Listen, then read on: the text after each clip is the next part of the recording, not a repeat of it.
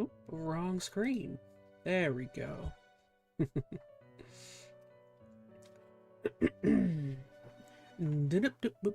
Wow, wow, wow, wow, wow, wow, wow, wow.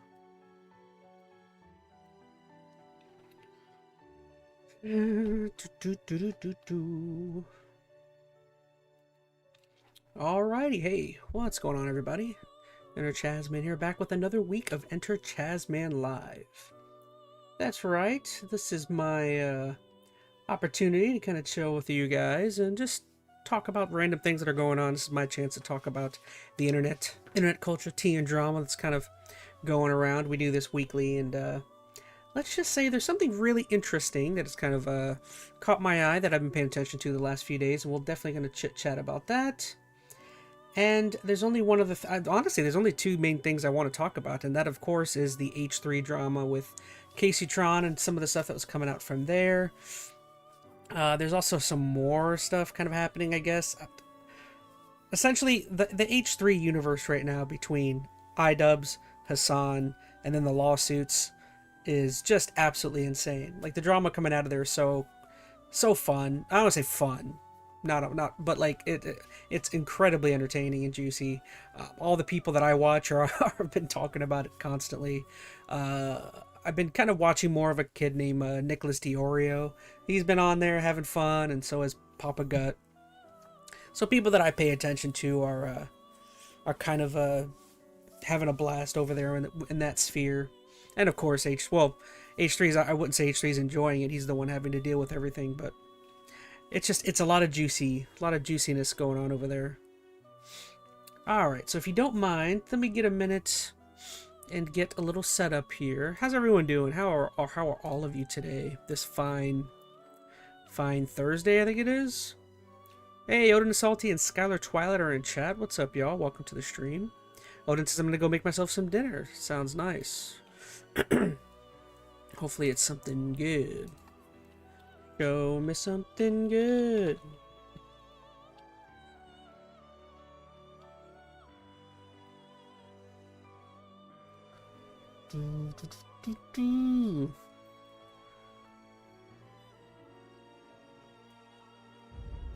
Alright, so I guess before we jump in, I have a feeling this whole episode, this entire chat, is gonna all be about just the one H3 and Casey Tron and all that stuff. Maybe I'll try and recap it a little bit for you guys. But there is one other thing that I did want to touch on that I have been watching and consuming. I'll try. Maybe I'll keep it spoiler free. I don't know how many of you have started watching Stranger Things, but I finished Stranger Things. I watched all 4 episodes. I blasted through. So I figured, why not? Let's go ahead and start off with that. Probably should have made sure all of my stuff was okay.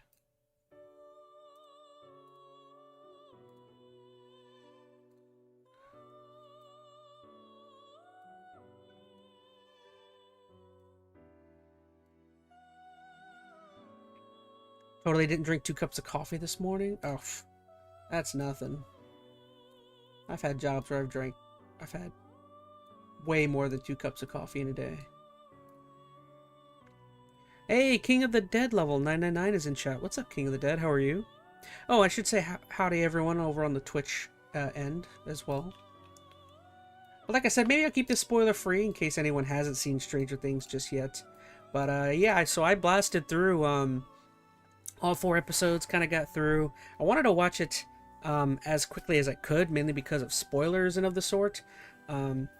I knew spoilers were going to be rampant. It's the same thing. It's as always with these type of shows. If you don't watch them like immediately like that, you're going to see spoilers. Which, of course, leading up to one of the episodes, I saw a mild spoiler, freaking put up by Netflix itself, which kind of peeved me off a little bit. But yeah, so I blasted through. Let me fix my camera real quick.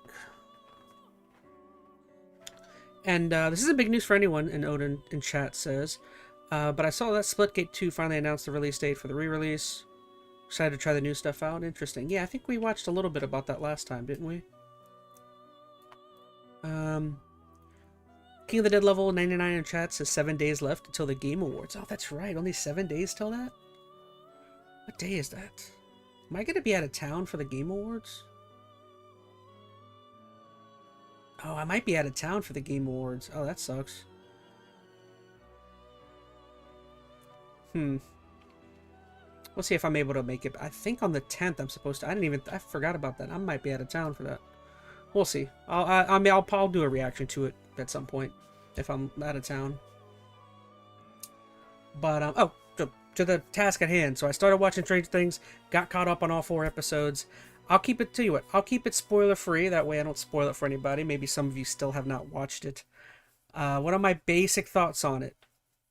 Well, kind of a base level for me, I gotta say it. I don't know if it's something that like everyone else has kind of thought while watching this series so far. Not the series, I should say. I should say just this in terms of talking this season so far. This season, the first 4 episodes, I gotta say it. The first 4 episodes are so dumb. Like I should add in. I like the 4 episodes. They're fun. It's as entertaining um, as it's been in a little bit. I don't think the show's been incredible since the first season. I've been out there saying that the first season by far, in my opinion, was the best season up to this point. This has been entertaining enough. It's almost as good as some of the previous seasons. But what I was saying about how this show is this season is incredibly freaking stupid. If you really think about it, if you think about really when you get to any of the motivations behind Vecna, and when you get, maybe they'll explain more, but when you get to the motivations of the military, Vecna, it's so dumb. I won't delve into spoilers, but there's some things in this show that are just outright stupid. Like throughout a lot of the season, you have like the threat of Vecna looming in the background, and like, and there comes a point where he does kind of step in and begins to get active, but then there are points when you get to the later end of the first half where you're like, well, why weren't you? Let's just say it does that thing where there are abilities that the villain has where it's like, why weren't you using any of this to start with? You know what I mean? And again, just the motivations are thrown off. They have this entire plot line that's happening with the military, and it is so ridiculous, the military part. First off, this is a great screen grab to kind of bounce off of. If you remember, at the end of the last season, Angry Joe, I think, mentioned this in one of their videos. If you remember, at the end of the last season, like, essentially an entire, like, a crevice in the world opened up, and essentially an entire, like, avenue into the Upside Down split the town. Everyone's worried because it almost basically, like, hell has opened up in the middle of the town. What was it called? I forgot the name of the city, the town. Oh, Hawkins. I can see it on a sign. That's right, Hawkins, Indiana.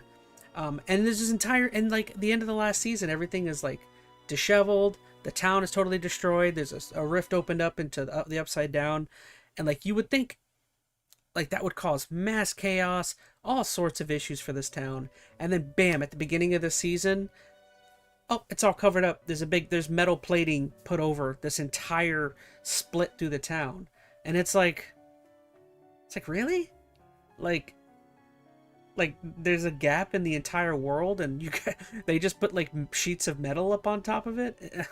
It's really stupid stuff like that like is really annoying, I would say. Again, that may be a spoiler, but that's only for the first like 10 minutes of the first episode. But yeah, it's just really dumb stuff like that. It's like, I was really hoping that it would lead to like, maybe they evacuate the whole town, or the military has to be there in full force. And it's like, no, the military is like kind of there, and kind of somewhere else. I won't spoil that, but like, it's just incredibly dumb. There's kids like literally playing hopscotch or cars on top of metal plating leading to another world, and I don't know, that kind of stuff is incredibly stupid. The whole first 4 episodes were leading up to something really cool, and I was really hoping that they were gonna stick with what they were leading up to, and it does something completely different, which I personally didn't really like. I would say the show plays it very safe. I don't think one single person has died so far in the final season of like this crazy show. They kind of fake out that they're gonna kill 2 characters, and then something happens, and the next thing you know, they're still alive, and you're like, okay. So like, immediately that's another thing that jumps to mind that I think the show's really failing at, and that's creating like a sense of dread in terms of Hawkins and the Upside Down. Because it's kind of given some, I want to say it's giving Game of Thrones, because Game of Thrones got way worse than this, but there's definitely plot armor for many characters, and I kind of wish it would do some more stuff that like seemed kind of dangerous. Maybe they're saving it for the second half. I don't know. But and not only that, but what also lends to things not feeling very dangerous, or no one being, or at least for me, not really contributing to the tension, is like the Upside Down itself. Like the Upside Down itself, they're like, there's a bunch of stuff happening there, but none of it is like frightful or scary. And it's like, oh, you can see here in the video, there's people like just walking around the Upside Down with nothing happening to them. And it's like, I don't know, the Upside Down has kind of been made into a joke a little bit, in my opinion. I did hear Angry Joe and them talking about it on their talk about it, but the writing in this season feels very rushed, very stupid. Again, just because I'm saying these doesn't mean I didn't like the 4 episodes. I actually did like it. I didn't love it, but I liked it. I don't know. It's just, again, for me, there's just the plot elements and the plot direction that they were going in, for me at least, is wholly unsatisfying. The way they treat some of the characters, I heard someone say that like a lot of their like their progression and their personalities have almost regressed a little bit in terms of how they operate. Like one of the earlier on things was with Steve and I really should have remembered the name of the characters, the kid with no teeth. Steve and that character, in previous seasons, they were like kind of bickering, and they had like this big brother, little brother type thing where they would argue and almost fight a little bit. And like that was supposed to be something that got resolved in one of the earlier seasons. And then in this season, they picked that right back up, and they're like constantly arguing and complaining and talking crap about each other. And it gets kind of annoying. I should also say the Uma Thurman daughter, or Ethan Hawke Uma Thurman daughter, I forget that girl's name. I'm terrible at names if you guys can't tell. Their character, gosh, I should have, let me pull up the characters. So I don't look like a total dingus. Stranger, or is it Maya Hawke is the name of the girl? Characters, cast, there you go. So that would be Dustin. Dustin was the kid with no teeth. Who was Uma Thurman? That would have been Robin. That's right. Yeah, I should say the Robin character in this show is outright just completely unlikable. Like, she's not the worst character, but she's very annoying. And I get it, that's what her character is, like, supposed to be, but I don't know. I find it darn near, darn near hard to watch with her character sometimes. Ooh, did I see a spoiler? Maybe not. King of the Dead just says, call me Landon to make it easier for her. Oh, thank you so much. I appreciate that. I will definitely keep that in mind. But you know what? I don't feel like continuing. Like, again, this first 4 episodes, in my opinion, have been pretty dumb. There hasn't been much, like, I would say, like, the only character that you'll see that has, like, a lot of progression, that has a lot of development, that is getting somewhere, I would say, is Will. So if you watch this show, pay attention to Will. Will is like the only character I feel like that's going anywhere. None of the characters. I don't think Elle has made any progress as a character. Mike, I should say, Mike isn't doing anything. Not really none of the kids other than Will are really doing much. And then it's wholly disappointing again. Like, Will, I would say, is the only character really that is of any interest at all. And I will say there's even some things that they do here that, like, now that they're doing it, it's like, oh, cool. But then it's like, oh, but that kind of takes away from Elle a little bit. So I don't know. We'll have to see. Maybe when the next 4 episodes come out, I'll do like we'll do spoiler talk or something. And I'll say, I just don't want to spoil it since, you know, it's still fresh and maybe people will have like there's still a whole, another 20 days until the next 4 or 5 episodes come out. I know they said something like, it's going to be another 4 episodes. It's 4 total episodes, and that the final episode is going to be they're releasing it in movie theaters or something. It's like 2.5 hours or something like that. Who the heck are these kids? They don't even look familiar.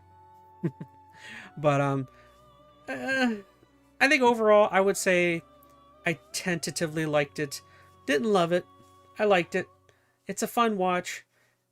I would almost say like, if you're going in being critical and wanting to be analytical and breaking down everything, you're probably gonna have a bad time if you're overly critical. It's that dumb, I would say, some of the stuff that's happening in this show. Probably the one benefit it would have over like the ending of a show like Game of Thrones is Game of Thrones, while very stupid, and downright unlikable with what they were doing with the plot and stuff at the end, it was also just unsatisfying. It wasn't fun. There was nothing entertaining happening at the end of that show. This, I will say it, while it's dumb and stupid, I at least am having fun. There's at least characters there that are doing things that are entertaining. And there's plot threads. You know, it's just... I think this show is okay so far. It's okay, it's fun. I'm definitely going to watch the last 4 to see where it goes. And that's all I really got. Vecna's kind of cool. You see Vecna again, and he's still his Vecna self. But yeah, that's my thoughts. There you go. Again, I tried to keep it spoiler free. Where's Vecna? Oh, there he is.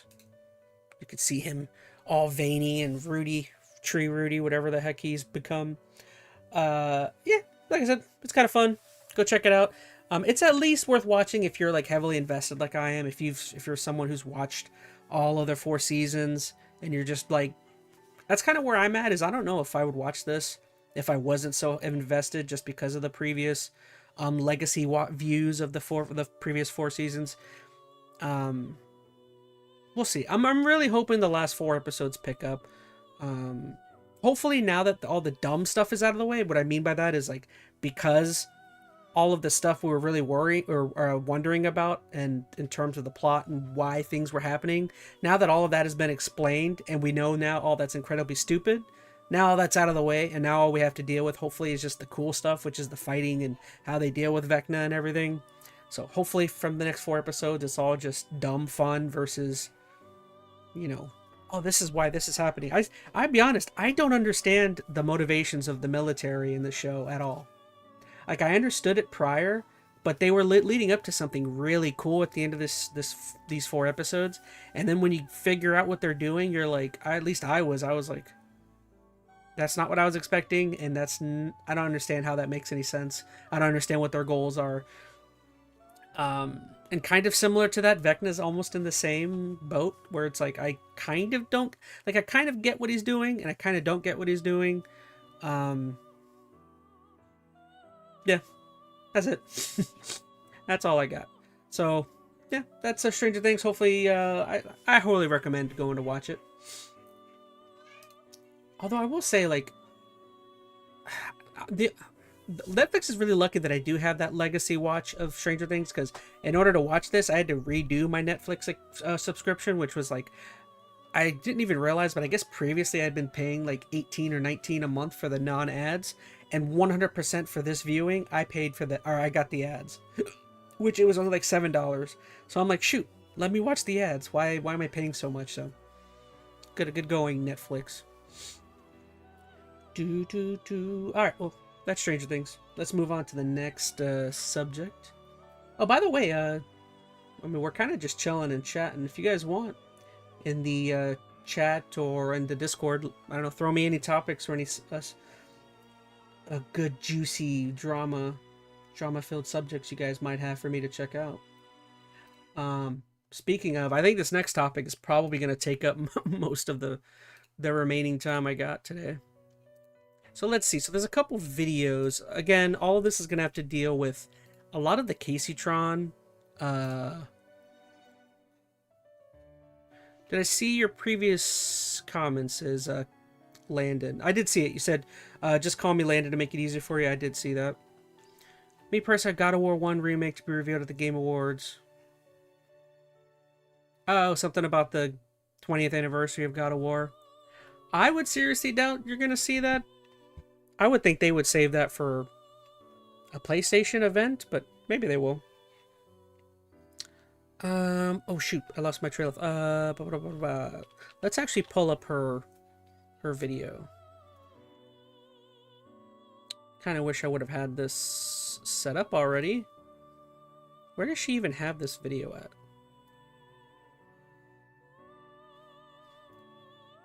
Oh, she doesn't even have it on her YouTube channel. Alright, well, that's interesting. Apparently she doesn't want anyone to see it. I guess maybe she only did it on Twitch. Well, it might be another avenue of watching this. Well, alright, why don't we go ahead and just dive into the video. We'll dive into the first section. So, if you guys want, I can briefly explain a lot of the background behind what's going on here. If you don't know, can I put the Discord link? Oh, for our Discord? Sure.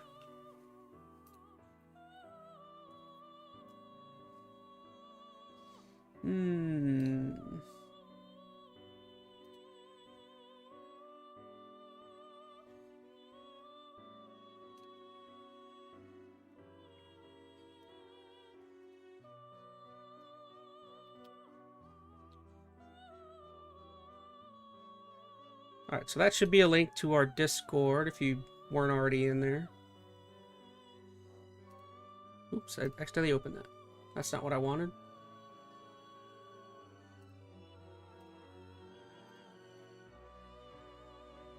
Where's my... there it is. Okay.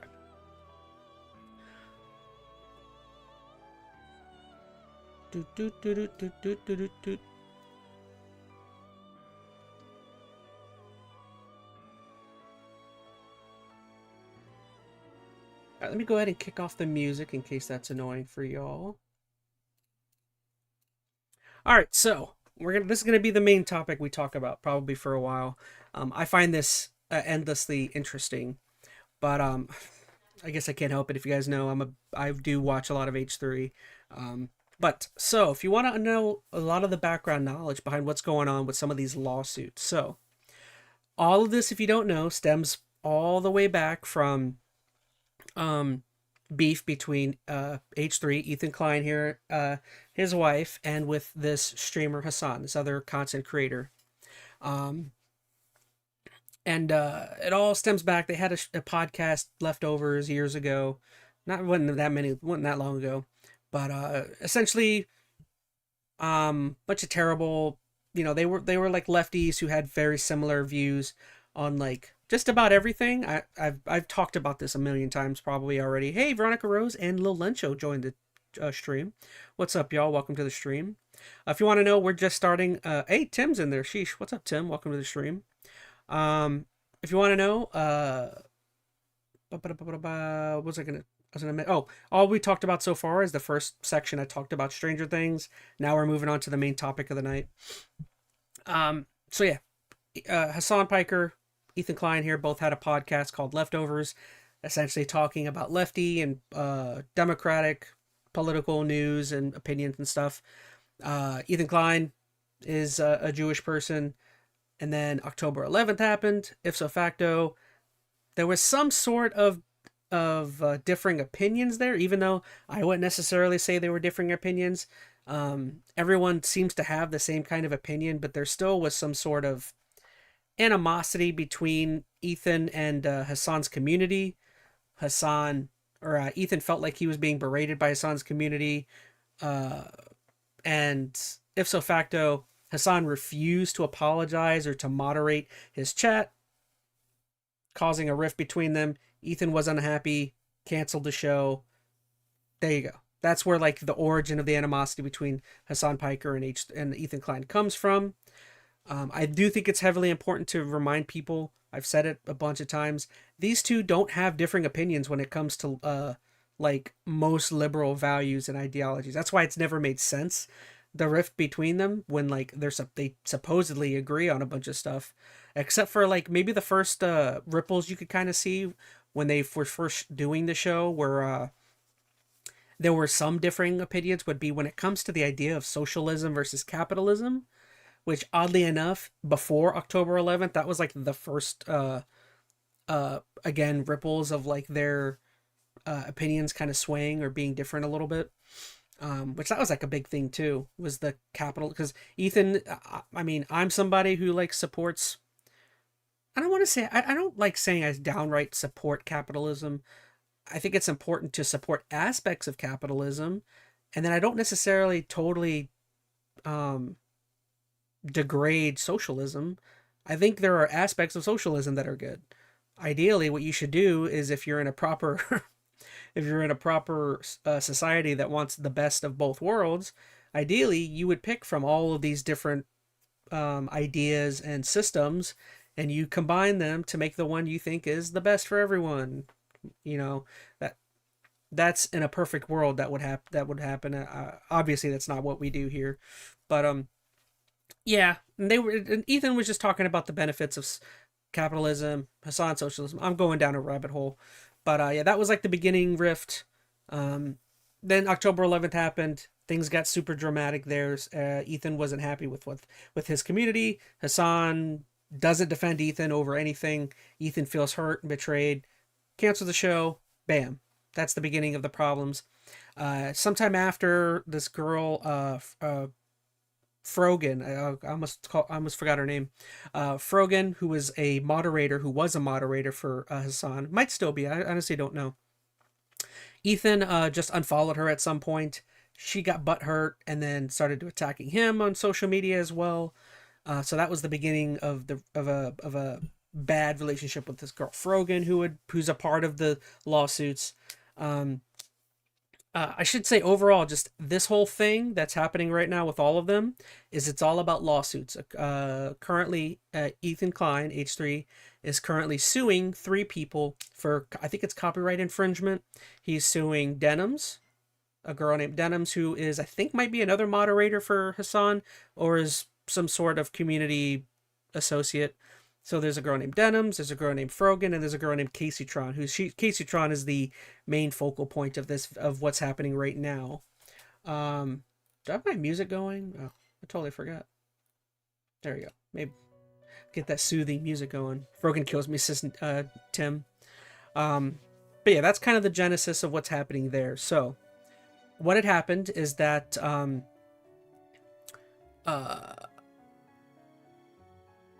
trying to. Oh gosh, I got to try to remember what happened. Denims at the very least wants to be, or has been, in Hassan's sheet, says Tim. I won't go that far, Tim, but I agree. She really wants to be in his community really badly. I won't phrase it that way, but yes, Denims. That's the thing, though, is a lot of these people are, how do you say the? I gotta think of the word. They're orbiters, I think, is what people call people like that a lot of times. They're orbiters. They're people that are. They are definitely orbiters. They're people that are trying to suckle off the teat of a popular creator, is what I've always gotten from people like that. Like, if you actually pay attention to people like Frogan or Casey Tron, actually, you know what? I'll say Casey Tron is the outlier between those three. I actually think Casey Tron, out of the three, is like the most entertaining one if you watch any of their content. To me, people like Denims and Frogan, they are not entertaining in the least to watch. I don't understand how they have a community, which that's always been the point, is like, is that they suckle off the teat of Hassan because he has a gigantic community. Therefore, if you can get in to his orbit, you can kind of benefit off of, other viewers coming over. Which, yeah, that's what I've always thought about them. And then someone like Casey Tron, I actually feel like she, to an extent, actually is entertaining in terms of certain things, and can actually make decent content at times. Okay, so back on track. Essentially, what happened is that iDubbbz had created his, if you didn't see iDubbbz, or Ian and his Nisa, iDubbbz created a new content cop. And then what it ended up being, if you don't remember the famous, I would say now infamous scene of Ethan finding out live on stream that the new content cop from his so-called buddy Ian was on him. So a content cop made on H3, which was shocking, crazy. Ian is now, like, as far as most people think, Ian and Anissa now are orbiters of Hassan. Although I would venture to say that, like, the sad part about it is, like, Be right back, getting a beer, says Tim. Just started eating, says Odin. Um, the bad part about it is that, like, I don't actually believe these people, like, maybe other than one of, I think Denim's maybe benefiting. I don't think, I've never gotten the vibe that any of these people are truly benefiting off of being friends with Hassan. So it's never quite made sense to me what's going on. You can even see once we get to the once we get to the Casey Tron video, she even admits, she's like, I was expecting Hassan to help me out, but he never did, which is like kind of, I don't know, it wasn't shocking. Which again, that's something that Ethan, when we get to the video, he kind of attacks Hassan for. Is Hassan is supposed to be this socialist who is like very not frugal with his money and is willing to give it out and to help people, but when it comes to somebody who, like, on his behalf is attacking somebody and then gets into trouble, he's not willing to, like, front the cash to help them out. Which I think is a fair point. I definitely think it's something fair to attack Hassan on. But again, get me on track if you guys see me if you guys get me rambling. But that's essentially the genesis. Is iDubbbz creates this content cop. Oh no, actually the video it doesn't. So I forgot. It was wasn't it the content nuke? I think is the video that's in question. For some reason I'm getting my my moments mixed up. I think it was content nuke. Ah, that's right. Okay. Good thing I double checked that because I was getting confused. So yeah, iDubbbz put out this video, but I'm getting it wrong. iDubbbz isn't the one that started this. What did initially start this is H3 Ethan put out a content nuke on Hassan like 10 months ago. And that video was the genesis of where all of this lawsuits are coming from, because if you guys don't know, when a video is published by a creator on YouTube, there is, I believe, a subtle or very small amount of I'm trying to think of ownership by the video. So like when I put out, like anytime I put out a stream or a video, because it is mine, there is I should have looked up the actual legalities behind it, but it is technically a video that is mine, that is created by me. So therefore, legally wise, I can do things with it. But I believe what H3 or Ethan did was, before he published the video, he went out and he actually went to the, what was it, the Library of Congress or Chamber of Congress, and he put an official copyright ownership onto that video, which, if you don't know, that gives you like a whole nother larger avenue of ownership onto something. So Ethan creates this video, doesn't publish it just yet, goes out, gets it officially tagged by the U.S. government that it's this is mine. I guess it's almost like maybe like a trademark kind of, although it's not a trademark, but I mean like that in that official capacity.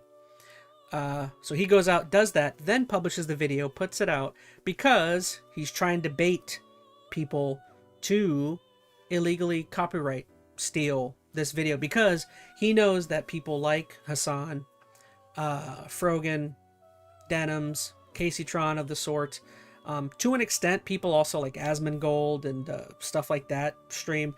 Now, if you guys don't know, what typically saves you from copyright lawsuits, like in the real world, like I guess technically I do reaction videos like this of the sort, you know, but what technically saves you is you're supposed to alter content. You're supposed to make content your own. So I'm allowed legally to watch this video here, but as I'm watching it, you're supposed to change or add commentary to change the video. Therefore, it shifts the ownership over to you, because you're technically altering the content in some way. Now, what Ethan was betting on was that there would be a handful of people. I think ideally he was hoping Hassan would do it, because he knew Hassan hated him and wanted to, because these people he knows hates him, he knows that they're willing to steal his content essentially and try and affect him monetarily or money-wise, which is exactly what 3 of the people did. So he posts the video, and it immediately, Denims, Casey Tron, Frogan, they all watch the video live on their streams, but they're barely adding any commentary. They're essentially just, to their communities, playing the video on their Twitch streams, on their YouTube streams, and they're telling people, hey, come over and watch it. Don't go to H3 and watch his video there. Come over here and watch it. So if you come over here and watch it, he doesn't get any revenue from his big video, therefore affecting his bottom line, affecting his money. And not only was that happening there, but I think also H3 is also suing the Reddit community that are a part of, you know, that are these what do you call, I can't think of it, but he's suing also Reddit for specific Reddit communities for also telling people to come watch it over here to take views from somebody like him.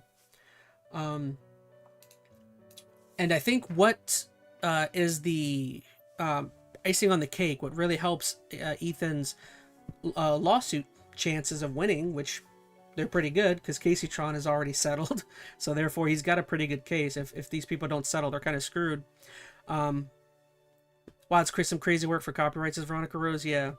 But what really is the nail, what hits the nail on the head is that, I don't know what phrase I'm looking for. What you really want in order to have someone essentially hang themselves is all of these people, Casey Tron, Denims, and Frogan. They did the no in their streams when they did it live, and they actually said, hey, you guys come over here and watch it so that we can negatively affect Ethan's bottom line. Now, by saying that alone, you are dooming yourself in court. And that's the, hits the nail in the coffin, yeah. And that's essentially what allows Ethan to sue these people and to have a really good case of winning, is because they all said it on stream that not only are they being negligent or trying to are they doing something wrong, but they're admitting that they know they're doing something wrong, which that is always a no when you are doing something wrong, is to admit that you know you're doing something wrong. The statement's going to get you cooked. Yeah. That's kind of where everything stems. We're going to get into this video. If you don't know the title of it, I watched this podcast, so essentially Casey Tron put out an apology video. Her probably lawyer helped her set it up, but yeah, they settled some amount in the background. Still, his lawsuit with Denims and Frogan is yet to be worked on, but yeah, that's what we're start off with. All right, gosh, how did I do? Did I do okay recapping everything that's going on there? I need to drink some coffee, goodness. Whew.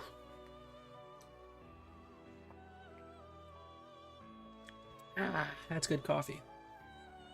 But yeah, you know, unfortunately for them, I think that's also that is what saved ultimately Hassan, because I do think Hassan eventually ended up watching the stream, but I do think he put on a lot of commentary and did stuff over it, therefore changing the content, making it his own. As people like Asmongold watched it live as well, and he did the same thing, making sure to add commentary and to pause and stuff like that. Yeah, and I think that's all you can really do. I mean, you know, I don't think anyone, like, I don't know if anybody's out there watching my content and reacting live to it. Yeah, as long as you're adding commentary, pausing it every now and then, you know, giving your opinion, you know, it's fine. You know, it happens. Now, doing a chair stream where you just like play it live on your stream and walk away and go to another room and play video games, that's obviously not cool. Especially if you know you're being what's the word? Malicious. There you go. That was the word I was looking for the whole time. Malicious is a big word when it comes to lawsuits, because if you can prove intent that someone is wanting to be malicious, that you typically got a good case. All right. Enough of that. Let's go ahead and join into the video. Here we go. So this is them. Second tower. He just whispered, we're under attack, sir. Do we need to evacuate? It's happened. Code alert? It's happened. So this is live. AB coming up and telling Ethan that, because I think they were waiting. She hadn't posted the video up and they had already gone live, and I think not long. I think it was like half an hour into the stream, and they found out she, of course, Ethan knows because of through litigation. I think he was probably in communication with her lawyer, and yeah. All right, let's get to the apology. Shut up, Chaz. What? Live stream apparently, and we'll be up in 5 minutes. Well, so it should be on X and Twitch. I believe it should be on X. That'd be easier. I sent both links just in case. Yeah. Got it. I'm watching the countdown. Now, it's 3 minutes long, and I think we should watch it together. But before I do, and again, I want to thank Casey Tron for being a good faith negotiator. I think going into this, we had low expectations, but I think we both came out of this happily surprised that we were able to kind of put this behind both of us and move on amicably. So I do want to thank Casey Tron. Yeah. I think ultimately her apology was heartfelt and sincere, and I really appreciate everything she said, and I do. So I want to just say thank you to Casey Tron. Same. I'm happy we can put it behind This us. has been unpleasant for all of us. Yeah. And I just wish you all the best. They never get into it, but I really would like to know the specifics of what Ethan won. What he is actually getting out of it. Because from what I understand, they'll get into it. But Casey Tron had this GoFundMe to help her with the funding of it. Because I think the GoFundMe was supposed to cover the lawyer and of the stuff. So I'm assuming the lawyer probably got paid out of that. I think she had gotten 60, 70 grand in her GoFundMe. And apparently, I didn't even know this, but apparently legally, in cases of content theft and malicious intent in terms of stealing, any funds that are raised up from you that are going towards paying for that goes immediately to the not defendant, to the, I don't know. So essentially, Ethan gets to legally claim all of the money from her GoFundMe, because technically that counts as damages. Because technically he's suing her for stealing revenue from him because of stealing his content. So because technically she stole revenue and money from him, any money that she raises that is going towards the lawsuit that's left over, that goes to Ethan, because that counts towards the damages of what she stole from him. So it's like, which is kind of crazy, because that's not something I ever thought about. That's not as though just because she raised $60,000, oh, she can pay her lawyer and she gets to keep some of that from. No, she doesn't get to keep any of it. That all goes to Ethan, which is kind of cray. And that's it. Now, of course, this was the reason I say that is because I have seen it. And I just want to say that, like I said, it's very heartfelt and it's very meaningful, and I appreciate it. So we're going to enjoy this here, and we'll watch it all together and move on all together. Uh-oh. Oh. She can see. Okay, here it is. We go. Yeah. And by stating I take responsibility for infringing the content. Yeah, start it over. I want to begin by stating I take responsibility.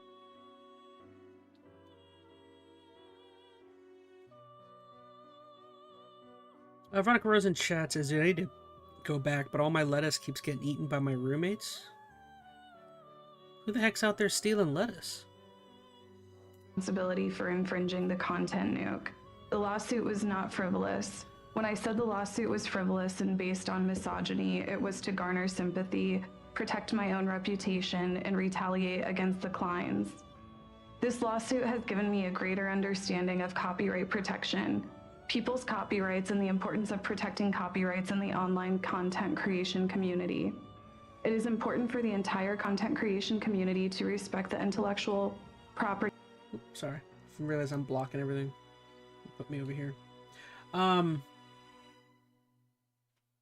It's better than getting your salad tosses, Tim. Classic salad tossing joke. I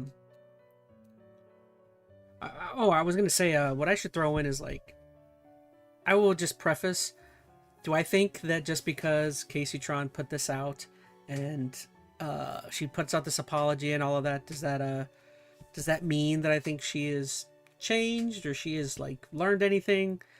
I won't say a yes or no. I don't know her personally, but I will just say, again, Ethan probably played a big part in helping, or his lawyer at least did, in writing a lot of this apology. So I would take probably some of what she says with a grain of salt. Hopefully she does learn from this and stops being a douche. But like, yeah, I would question how much of this is sincere or not. I don't think anything that comes out of being sued is like I don't know. That's all I'm saying. The rights of other creators, and I will adhere to the lessons I've learned throughout this process going forward. I also want to make clear that I did not receive any support. Oh, so before she gets into that, because I love Tim says, of all the people, I do think Casey Tron probably learned something. Maybe. I do think it, you know, I should throw on top of there what I was just saying about not believing that she may be sincere with this apology. Yes, while that is, you know, I may not believe some of her in terms of being sincere, an apology video and settling is better than nothing. You know what I mean? That's far better than what, I don't know if you guys have seen, maybe they'll talk about it, but Denims is like saying she's gonna fight this all the way, which it's like, that's not smart, girl. Don't do that. I don't think Denims or Frogan have learned a single thing. Maybe not. I do think what's interesting is I think Casey Tron and Denim share the same lawyer, if I'm not mistaken, which I think they mentioned it in the stream. But that's also very interesting if Denims does decide to fight this all the way, which, like, Denims doesn't have a case. She can say she's going to fight it all the way, but fighting it this isn't going to get to court, I don't think. Even Ethan even admits, like, I don't think she has a case for this to get all the way to court. She's going to have to settle eventually. And I think it's even like I was looking into it, like even just hiring a lawyer to go to court is like an insane amount of money. Like you're looking at what, at minimum like 500 grand if you're having to go to like full-time court to fight a lawsuit. It's like, it's a lot of money, and I don't see why you would fight it, especially if you're like legitimately in the wrong, which I guarantee you her lawyers probably told her. I don't know. It's interesting. Intuitively, for no reason other than gut, I really think Casey repents on the other two, just a stubborn idiot, says Tim. Yeah, I do agree. Nonetheless, whether I think she's sincere or not, good on her for putting out a video, good on her for just sucking it up and being like, okay, Ethan, help me write help my lawyer write this apology video. I'll say it. Just drop the lawsuit, or let's settle for a small amount and we'll go our separate ways and end it. That's the proper way to do it. And especially at the beginning of the video, Casey Tron admits that is that she actually has like people to support, family members that are like on disability, so it's actually huge on her. She has like a lot of incentive to not want to lose as much money as possible. So again, good on her for doing the mature thing. this part. Lord and Salty says, also not sure if we No, covered it's this gonna topic stay before, up. but I keep seeing stuff about RAM shortages from AI companies buying a bunch of Oh, RAM. no, Oh, I'm not Anyway, it's only 3 minutes surprised long. there. But I want to say that I really appreciate she really turned a leaf on the copyright stuff, and I think that's really important, right? Because the purpose of this was this? the activism aspect of it all. Oh no, I can go back. I can go back.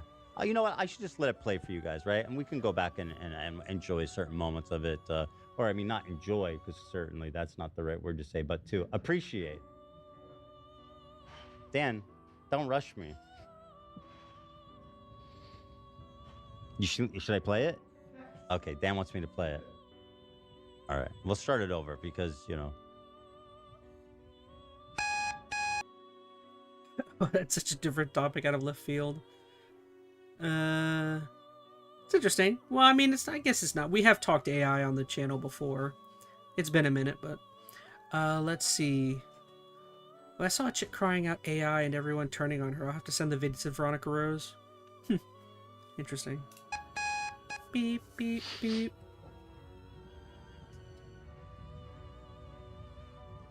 And by stating I take responsibility for infringing the content. By the way, I do begin not by want to see stating I any take negative. I don't want responsibility- to see people being rude to her. I genuinely have forgiven her.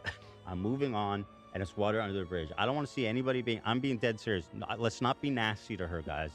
And I do say, I love it when a content creator says stuff like this. Like on their behalf, when they're just like, listen, I'm having a beef with this person. I have issues with them, sure. Don't go out on my behalf and attack anybody. You know, that's not... I mean, I would very much say I'm in that same boat. Like, just because I have a beef or I'm criticizing someone, that doesn't mean I want to foster a community of people just going out and, you know, incessantly attacking people. It's like, I should be able to be critical without, you know, anyone on my behalf attacking anyone. And if someone does go out and attack someone on my behalf, if that ever happens, I will be the first one to come out and be like, hey, I never tell people to go out and do nothing. You know, I don't mind criticizing, but I don't need people to do stuff, which, good on him. Casey literally had the most to lose here, says Tim. I definitely think so, mainly because of the fact that, again, she claims she has multiple family members that are dependent on her because of disability. She takes care of people at home. So because of that, yes, I would say financially, I don't know, maybe her and Frogan are not like huge creators, I'll be honest. So, well, no, Casey probably does have the most to lose because I believe out of the three, she's the one I don't think that has any tie to Hassan as much as Denims and Frogan. So I'll be very curious to find out if eventually if Hassan is helping them two out, if he hasn't helped either of them two out either. It'd be fascinating. No, for I do the same as Veronica Rose, Odin is salty. Good on Ethan for handling conflicts in a mature manner. Well, let's not give him too much there, because he handles it maturely, and then also like he also kind of puts it to her a little bit in this video, but for the most part, yeah, I agree. No, I think Frogan has more than Casey, and Frogan has those ties, yes. Oh, I see. You think Frogan has more money and maybe more clout than Casey Tron does? I can see that. This is it. Okay, it's over. We won. That's it. We won, right? So let's just move on and thank her. Thank you. For infringing I'm being the dead content serious. nuke. Please do not. The lawsuit was not frivolous. When I said the lawsuit was frivolous and based on misogyny, it was to garner sympathy, protect my own reputation, and retaliate against the Kleins. This lawsuit has given me a greater understanding of copyright protection. Oh, I hope they get into it eventually, but if you didn't see, Denims and Casey Tron are supposed to be BFFs. Like, I think at one point they might have been doing a podcast together or something with Anissa, whatever, from with iDubbbz' wife. Denims put out a statement recently saying that, that's right, Denims was criticizing Casey Tron and Frogan. She said something like, unlike those two, I'm not going to cave in to Ethan or something. And that's crazy for Denims to say. So she basically was saying that Casey Tron caved, and she also was like, unlike Frogan and Casey. So she's like saying that Frogan has caved when, as far as we know, nothing has happened with Frogan just yet. So Denims is already like saying that, like, she's acting like I already know Frogan is gonna back out and is gonna give up. You know what I mean? Which is kind of crazy. So like, I wonder if she knows something that we don't. You know what I mean?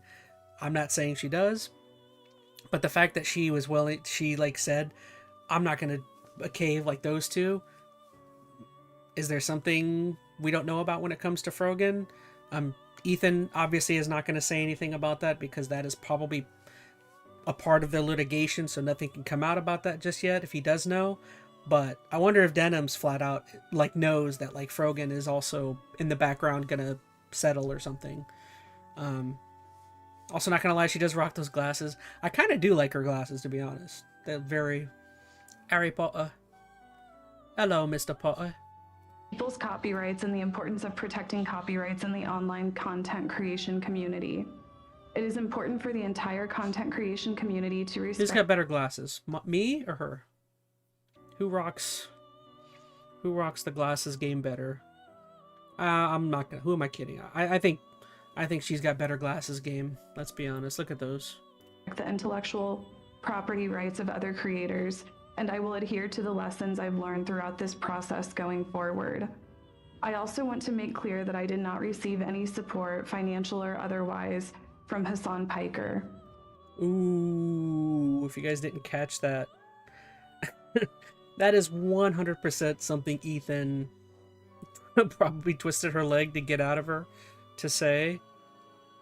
That's got to be pretty damaging for her and the Hassan community, but she probably doesn't care. She just doesn't want to get sued. Will adhere to the lessons I've All right, learned see this throughout this again. process going forward. I also want to make clear that I did not receive any support, financial or otherwise, from Hassan Piker. Hassan never even reached out to me privately to offer words of support. Speaking honestly, I found his indifference to my suffering hurtful, especially after he hinted he might help me behind the scenes. It felt like he wanted to receive credit from the public for him helping me without providing any. As to the GoFundMe money, to the extent there are any remaining It's pretty funny. You could see Ethan wants to say something about it, but someone has to tell him to not jump in. Real quick, she does admit something cool. Another thing. This is what I was talking about As to before. the GoFundMe money, with the to the GoFundMe extent money. there are any remaining funds after I pay my attorney's fees, I have agreed to pay the remaining funds to the clients. The funds will not go to anyone else, including Denims or Frogan, to defend their lawsuits. For the record, I have agreed to cooperate with the clients in their litigation against the H3 Snark mods for promoting my live stream to the Ooh, so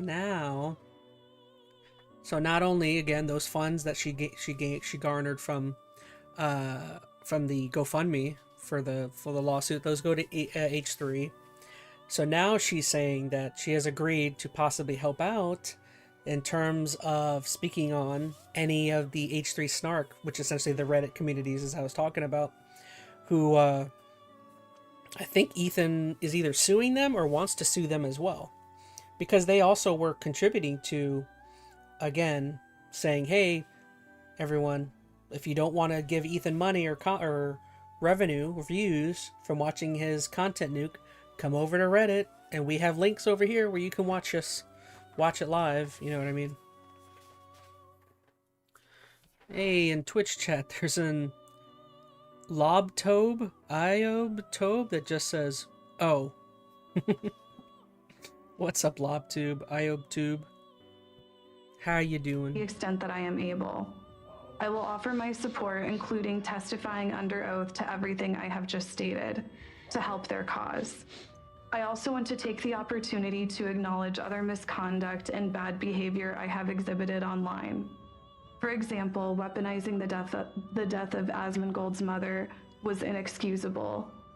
This was I'll be honest, like, even though I obviously love this, I guess at some point maybe she said something mean about, if you don't know, Asmongold, another content creator, his mother died in the past from, I think, cancer, and his father just recently passed away. Maybe, I don't remember, maybe because of cancer as well. So both of his parents have passed away, his dad more recently. And I guess maybe Casey Tron said something hurtful about the mom or something. And don't get me wrong, I obviously love that she's apologizing for that here. I just thought it was weird why it's in this video, why she's apologizing. I wonder if Ethan was like, oh, could you please apologize for saying that about his mom? I guess good looking out from H3, but I thought it was a little odd that it was just placed here, but obviously a great thing to apologize for. I should know better because I have 3 disabled people that rely on me. Moving forward, I will do better. I also want to apologize to the crew of the H3 podcast, particularly AB and Olivia. Yeah. I apologize for... If you don't know, Olivia, who's one of the cast members of the show, she essentially they claim she hasn't quit the show, but she hasn't been there for, 3-4 months now. I guess mainly due to the heat and a lot of the criticism that was coming from H3 Snark and the fan bases of Hassan, Casey Tron, and Denims and all that. Oh, and also Anissa and Ian. So I guess due to all that criticism, she took a step back from the show. I'm just going to assume she's quit. She has her own YouTube channel and is making content over there, but yeah, good stuff to apologize for. calling them cowards for not quitting their jobs. That was a shameful attack on 2 people who deeply care about Palestine and Palestinian people. It's true. AB, along with his wife Lena, have done more than I have ever done for the Palestinian people, including raising over $100,000 in charity. I recognize that they have actually made Palestinian lives better, and my online antagonism and trolling has not. Yeah. I apologize Turn to my fan Ethan up, and it's Hila hot. personally. I have said extremely mean and cruel things about both of them, particularly my misogynistic attacks against Hila that never should have been said.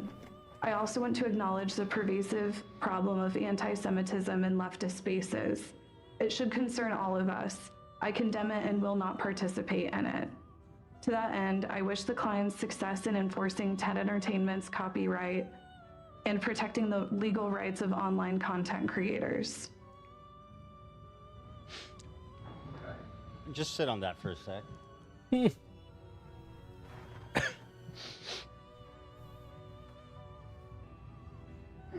Check my phone here. Just sit on that. And again, I will throw in, I mentioned it earlier, but like, even with all of the bullcrap that Casey-tron may have done and put forward, even with may have some of this video may not being sincere, I definitely think, as Tim mentioned earlier, this is a very mature and good thing to do. You know, so props on you. I that's the one thing I've always said is like, that's a big thing, big criticism I have for Hassan and stuff is like, you know, granted, you know, maybe this is forced on her due to litigation, whatever. Being willing to apologize for things is not a bad thing if you get something wrong or if you did something wrong. So I don't know. At least on my behalf, I definitely think that's a definitely a thing to be positive about. Odin Salty says, download a game called Dead Cells on my Xbox. Has anyone played it before? I've heard of Dead Cells, never played it. I think it got some good reviews early on. Was Dead Cells the game that had the, I don't know, there was some game that had, like, some sort of controversy with IGN. I don't remember if it was Dead Cells, though. Still, you know, just Take it all in. we'll look at it. You know, it's just sit on it. What a heartfelt. I mean, like genuinely. Talk to us, sit on that and thing. I'm gonna say something. Casey-tron, we've said it continually throughout this. You are extraordinarily funny and a very talented person. And I wish you all the best in the future, in your future endeavors. And I know you will continue to make people laugh, and to and to continue to bring joy to people in that regard. I do. I think you are extremely funny and very clever. So, and I accept your apology. I do, and I appreciate all the sincerity and just all the specific. A lot of the stuff in there was really, I think, warranted, and I'm glad that she's, you know, come to terms with a lot of it, and I appreciate it. I really think she's turned a new leaf. I do.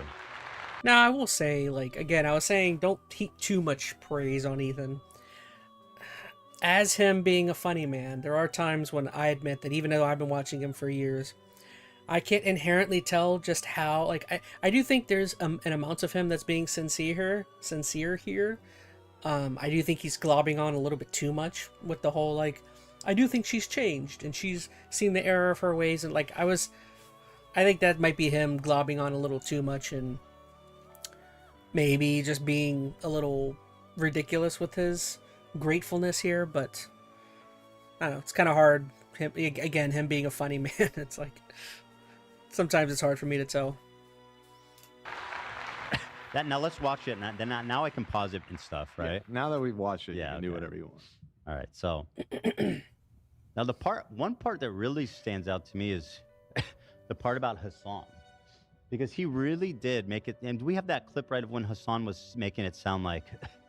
Oh, that's surprising. That's so surprising. The part that sticks out to you is the Hassan part. It's almost like Hassan is the genesis of this whole thing. Can we watch that? Yeah. When Hassan was making it sound like he was going to help them, and I mean, rightfully so. If I was him, I would have reached out immediately and offered my support, emotionally and financially, right? And that is something I have done, you know, in other instances. It's incredible. If you guys haven't seen beyond a lot of this stuff with Hassan has been just going nuclear on his streams the last day or two. I think H3 and them, I missed their stream today, but I think they actually talked about Hassan just going off on people today over the last couple of days. I had the music playing the whole time, of course. But yeah, that's something. I don't know if we'll have time tonight to talk about that. But Hassan's just been like blowing up on people on Twitch. Like I don't think this clip will show it, but like he was going after like commenters, longtime subscribers, stuff like the last couple of days, and it's just absolutely hilarious. And he's cursing people out, and I am shocked. I'll be honest. I am shocked I was ever a fan of this guy. Like, because I'll tell you guys I was a fan of Hassan, like, before he had joined H3. Like, I didn't watch a ton, but I watched some of his stuff. I probably watched him about as much as, like, people like Vaush and stuff. And I liked his opinion on the politics. But, like, I'll be honest, like, I didn't watch his streams in full. So, like, a lot of the times whenever I would watch him, like, I definitely think if you watch his streams... I keep mixing up Hassan and Some Ordinary Gamer. I'm so dumb, says Veronica Rose. I used to watch a lot of Some Ordinary Gamer as well. Or what's his name? Mudahar. You know what I watched a lot of Mudahar? I don't know if you guys remember, but do you guys remember his podcast he had with that guy Nux Taku? I don't even know what that guy does now. But I used to watch, they had like a gaming podcast, him, Nux Taku, and some other guy.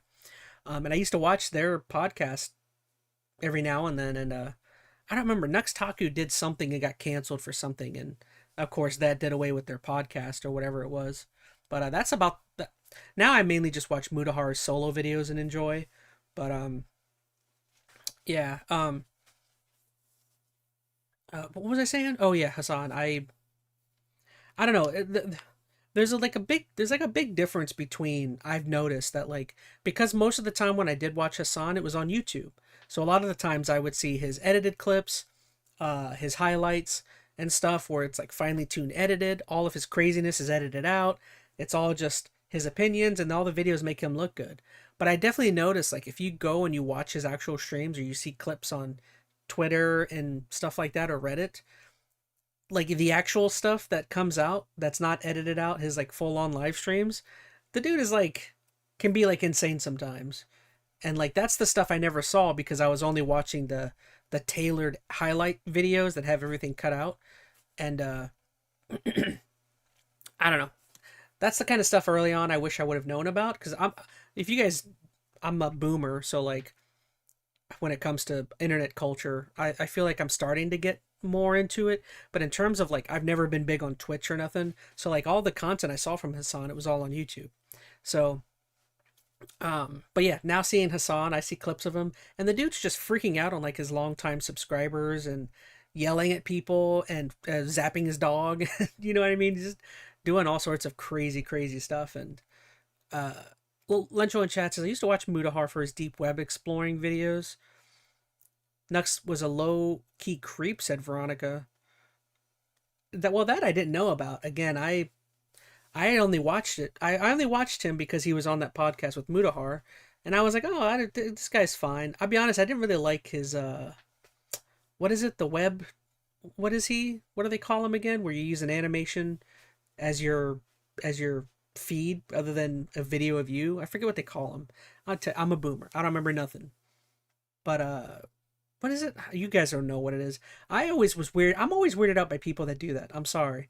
The fact that you are not willing to show your face on your streams, to me, is kind of, it's a little sus. I get it. Actually, the only person I watch that actually does that I enjoy watching is probably VTuber, said Veronica. Yeah, exactly. That whole VTuber thing weirds me out. I would say Nicholas Diorio is probably the only one I watch that actually.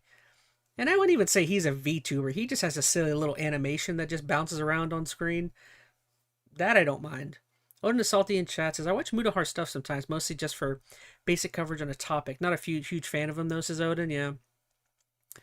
Kind of similar to Mudahar. The only other people I watch similar to him is probably Moist Critical. As you guys know, Charlie, he's the only other big creator like that I kind of like and watch.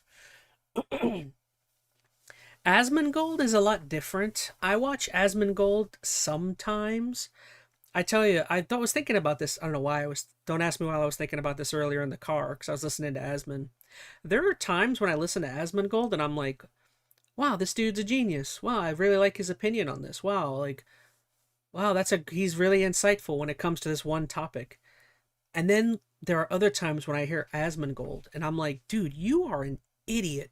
And I don't agree with a single thing you just said. And you are a radical, crazy nut job. And, he's an interesting character. I don't think I've ever listened to someone that, like, 50% of the time I think he's a genius, and then 50% of the time I think he's the most insane person on the planet. You know what I mean? Maybe that's what makes him entertaining and why people like watching Asmon. He's probably the person I've subscribed and unsubscribed to the most. Like, I'm telling you, that's how, like, 50-50 I am on the guy. There's times when I subscribe because I like a video, and then the next video I watch from him, he says something batshit crazy, and I'm like, oh, I can't be tied. I can't watch this guy. And then I'll unsubscribe, and then I'll watch another video a week later where he has a good opinion, and then I'll subscribe again. I've probably subscribed and unsubscribed to Asmongold, like, maybe 5 or 6 times on YouTube. It's kind of weird, kind of funny. Nah, Nux is his own can of worms, says Veronica. Skylar Twilight says, I used to like Nux Taku years ago when I stopped watching him because of how weird he was, says Skylar. Lencho says, I literally know nothing about YouTubers' personal dealings or conflicts. I only know Chaz, lol. Well, that's probably the best for your sanity, is to not delve too deep. Again, I will put my interest in, like, getting into this internet culture solely on H3. Once H3 started his whole podcast, that was really the first time I really was, like, delving into, like, getting into internet culture. Prior to H3, I'll be honest, all I watched on YouTube was video game content. Before H3, all I was watching was Angry Joe, Angry Video Game Nerd, IGN, GameSpot stuff, Boogie 2988. Like, all I was watching was gaming stuff, and then H3 kind of got me into. Now I'm a little bit. You guys know I'm, like, very much into, like, tea, drama, internet culture, and stuff. Now I'm a good mix of that and video gaming. Let's see. Tim says Asmon's viewer base leans a bit too far right to me, says Tim, or Tim Neolist. I agree with that. I don't know. I've always, like, I try to be as moderate as I can. I always admit I lean a little bit to the left, but I have some views that would be considered conservative. I don't know. I feel like I've got a mix. I definitely lean left, but I don't know. I've always said that I prefer to try and be as moderate as I can. I personally dislike Asmongold, not in a hateful way, but I can never really side with him a lot, says Odin. Well, I can tell you what I typically side with Asmongold on is never the social issues. His views on, like, minority groups, his views on, like, white and black culture, his views on, like, illegals and LGBTQ and all of that stuff, I vehemently disagree with him on. Like, there are times when I've seen him and he's like, yeah, we need to kill them all or something. I think he was talking about like Trump and, like, the drug Venezuela stuff, and he was just like, yeah, I think we should blow up all the boats and kill all the people out there. And I'm like, whoa. Like, what did you go? And then again, so when it comes to, like, foreign relations and social issues and stuff, I vehemently generally disagree with Asmongold. Now, where I typically agree with him on is whenever he talks about, like, specific policies. Whenever he talks about specific American policies, when he talks about equity or I can't think of the word, like, fiscally, whenever he talks about money, he talks about specific policies in the government, his view on left and right stuff. Sometimes I'll agree with him on. It's when he starts getting into, like, I don't know. I'm finding it hard to, like, really explain, because I'll leave it at that. Again, Asman, I don't need to make this the Asman podcast. I like and I dislike him a heck of a whole lot. Veronica Rose says, I'm way too deep into it, mainly art community drama, but I've dropped it years ago. There's a whole art community drama? I didn't even know that. I actually did watch a video on art the other day. Who's the harp player? There's a harp player. She dropped a video the other day that I watched where she was talking about is it Emily? I can't remember the name. There's some harp player where she was talking about taking herself more seriously or something on her channel. I mostly started disliking Asmongold back when Avowed came out and he kept comparing it to Elder Scrolls games, but it was peeving me because I don't consider that the same type of games as Odin. Yeah. I don't know. I guess that I don't have as big of a problem with as opposed to as again, I've watched Asmongold sometimes and he's just flat out been like, yeah, kill him. They deserve to kill him to, kill them all or something. And I'm like, what do you... No, that's a terrible opinion. Everyone is insane there, says Veronica Rose. Oh, in the art community?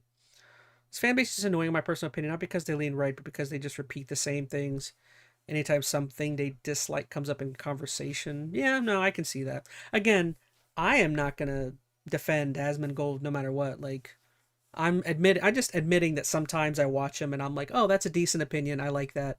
And then there's a lot of times when I watch him and I'm like, oh, that's a terrible opinion. You shouldn't be talking. You shouldn't be talking about this. Like something something I'll bring up is Trump recently has been he said the R word, right? Like while being in an interview or something, and he's been getting a lot of criticism because like that's an incredibly insensitive and deranged thing to say as a president, as a major political figure of our country, is to try and bring back the R word when insulting people. And like I think I didn't watch it, but I saw a highlight of Asman where he was smiling, and I guarantee you the video was about him like being happy that Trump said the R word or something. And I'm like no, that is not, as the leader of a company or a country or a government, you shouldn't be saying derogatory terms and wanting to bring back again, that's like, to me that's an insane take, is to be like, yeah, like it's different if I say the R word or something amongst my friends who are not handicapped or something. I shouldn't be saying it at all. But like if you say it amongst your friends and you're in a friendly community of people that you know, whatever you can get away with, I don't, whatever, that's on you. But like, again, if you're in charge of a country or government or business, yeah, you shouldn't be walking around saying derogatory words that are super offensive. Strong agrees, says Tim, no president should be saying unacceptable terms. Yeah, exactly. Which, hey, I guess I can't dictate what they say, so what can I do? All right, back to the video. Really stressful, both emotionally and financially, to go through a lawsuit. It is, Everybody and I knows appreciate that. the situation she's been in, and that's why. Which is also why I'm so glad to at least put one behind us. Yeah. And I know it was difficult on her, and I'm glad that she's free of it now, and she can just move on. We can all move on. I really do. I have appreciated. Odin is Healthy says, saying unacceptable stuff in a professional setting will get you fired, says Odin. Not always the case if you own the company or the business, which Trump has probably never not been in a situation where he doesn't own whatever the business or whatever he's involved in. That's why he's so comfortable saying stuff like that.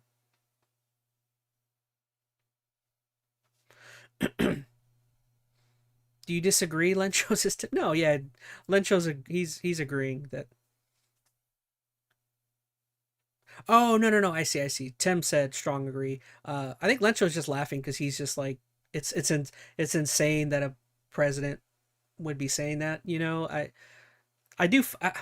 I find it funny. I agree with Lencho. It is funny, not in terms of the president saying something like that, just the fact that a president would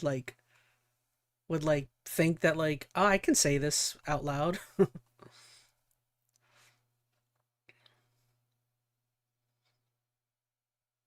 Does it get you fired, says Lencho? I guess it. I mean, yeah, I mean, it depends on where you work. You know, different jobs allow different things. I mean, I've worked at places that you would be shocked at the things that the bosses say.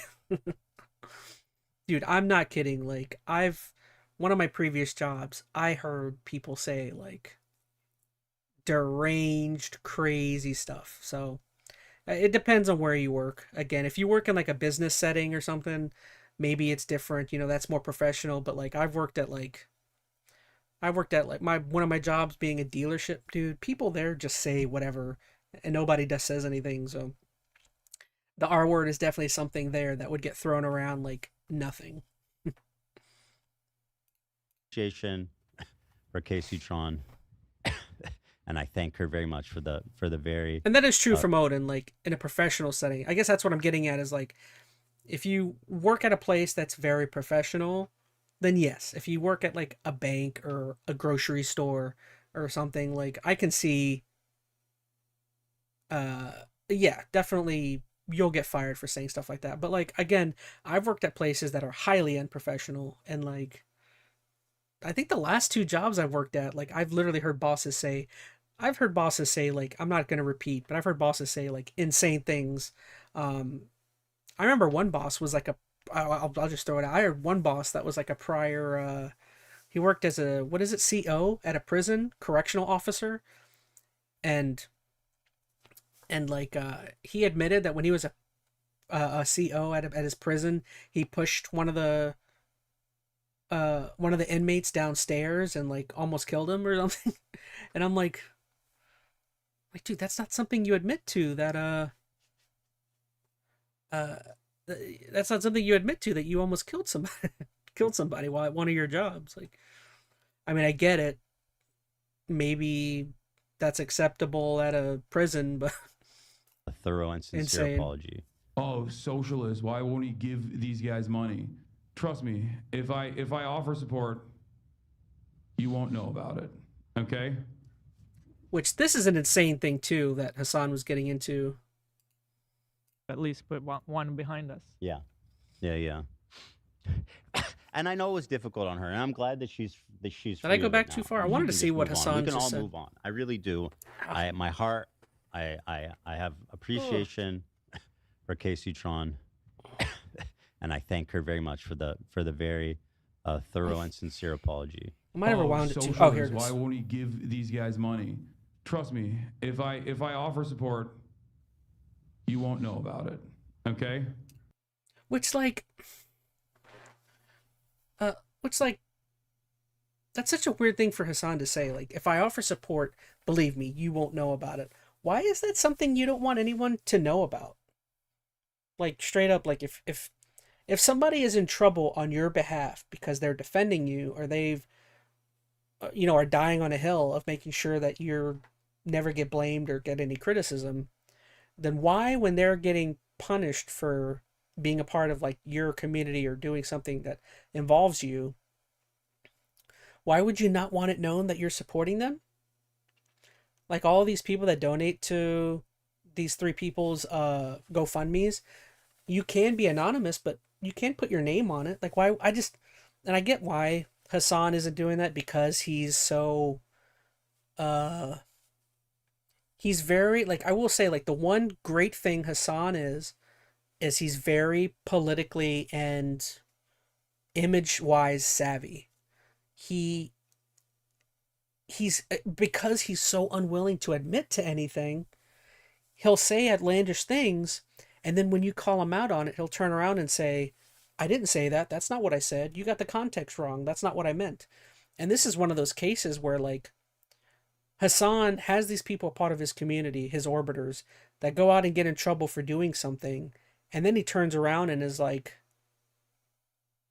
oh, I'm not supporting them. Why would I? Or yeah, I'll support them, but you just won't know about it. When in all actuality, he's not supporting any of them, and it's just like, it's so odd. And then like when one of them comes out and says, yeah, I didn't receive any support from him, or he didn't even call and offer any support, it's like, I don't know. Now, what do you suppose that And again, the big thing with Hassan Piker that he always claims is he's a socialist. He's somebody who is willing to help the downtrodden. He's willing to help people that need help money wise and to support everyone. He's he's Gandhi when it comes to money, right? He's a socialist. He's supposed to not, again, I'm not trying to criticize socialism in itself. I'm just criticizing him because of his view on that. But it's like he's supposed to be the one that like is willing to give money to people and to things. But then when it comes to someone who's struggling on his behalf, you're not willing to help them out monetarily or whatever. You get what I'm saying? It's so weird. that Nod is saying? Think about it. And I think Casey Tron said it really well. It's like he wants the public's gratitude, the public credit. He's like, hey, oh yeah, I'm a socialist. If I reach out, you won't hear about it. And then he even goes out his way to go.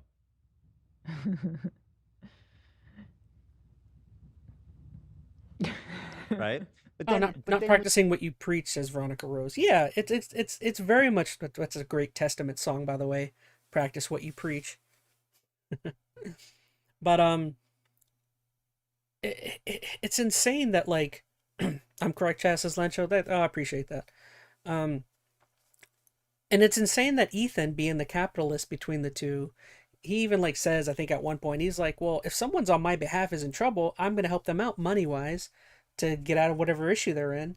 But Hassan's supposed to be the one that's so willing to willy-nilly help people with his money and with his clout and everything.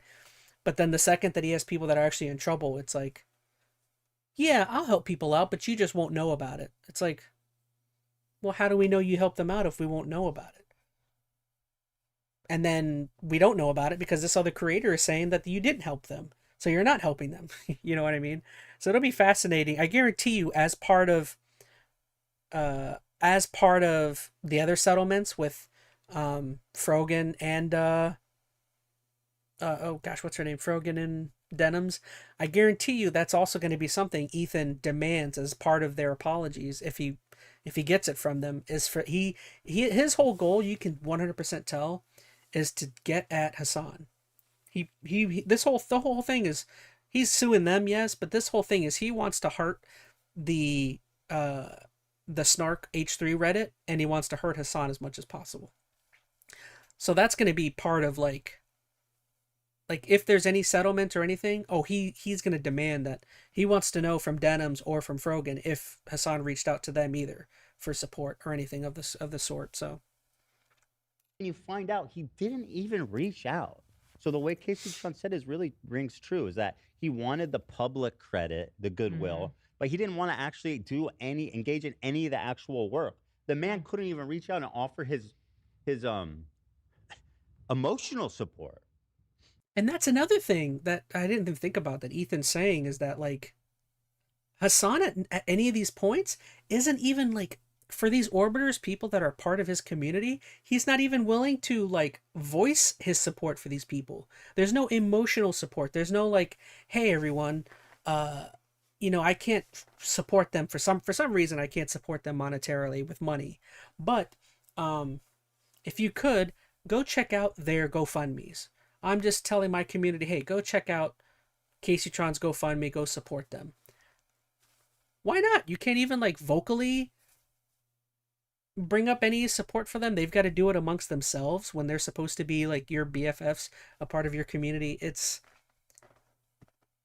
something I've always thought about Hassan. Not always. I was a fan, but definitely post me not being a fan of his anymore.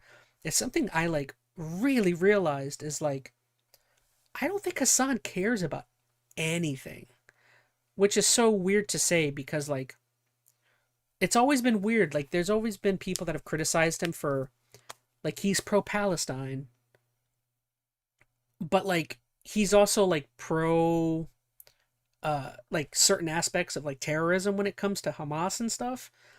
And like the part of the criticism that I remember Ethan and them waging on them is like is Hassan and them think that like like the October 11th stuff is like worthwhile for the Palestinians and Hamas. It's worthwhile for them to do because it's them about fighting back. And it's like, no, dummy, like that's a terrible thing to do. Like while yes, I agree, Palestine and Gaza, all that's awful. Um Obviously they don't deserve anything that's happening to them, and that it is a genocide and all that's terrible. If you were to ask them whether they, like, what I mean by that is, whether if you were to ask Hassan whether he thinks October 11th or something was warranted from Hamas, he would like say yes. And it's like, no, dude, that's the wrong thing to tell Hamas and the Palestinians to do, because Israel is the larger government, and you already know that they dislike what's the Palestinians and the Gazans. The last thing that you should want is for them to attack them and give them a reason to come out and to commit the genocide that they already are doing.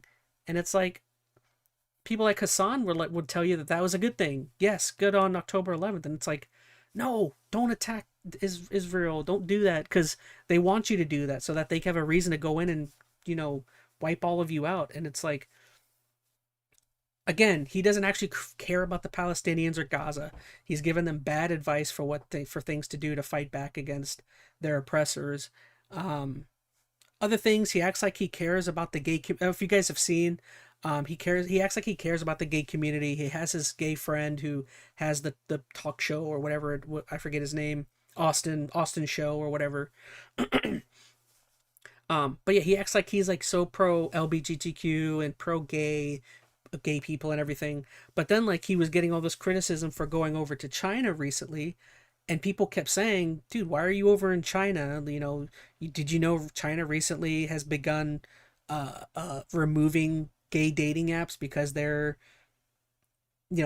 don't want gay people. They don't want LGBTQ people over there, or they at least want to de-incentivize people to do stuff like that.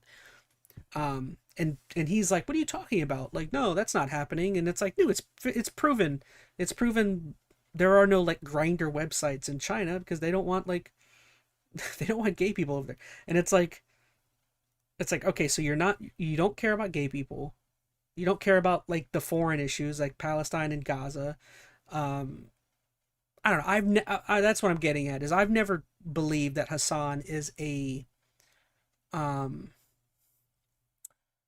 sincere person with whatever he's talking about. I've actually always thought that it's whatever it leaves him as morally right from what I see so far. Yes, exactly.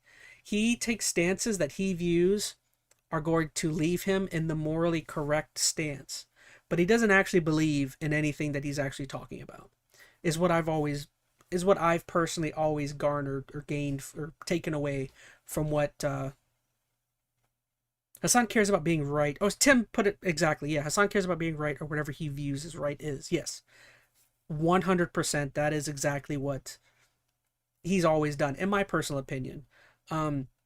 It's the same thing what I was getting at. Like, so I don't believe he's sincere about being a part or supporting the gay community, LGBTQ community. I don't believe he's actually ever been sincere with supporting the Palestine and the Gazans for anything.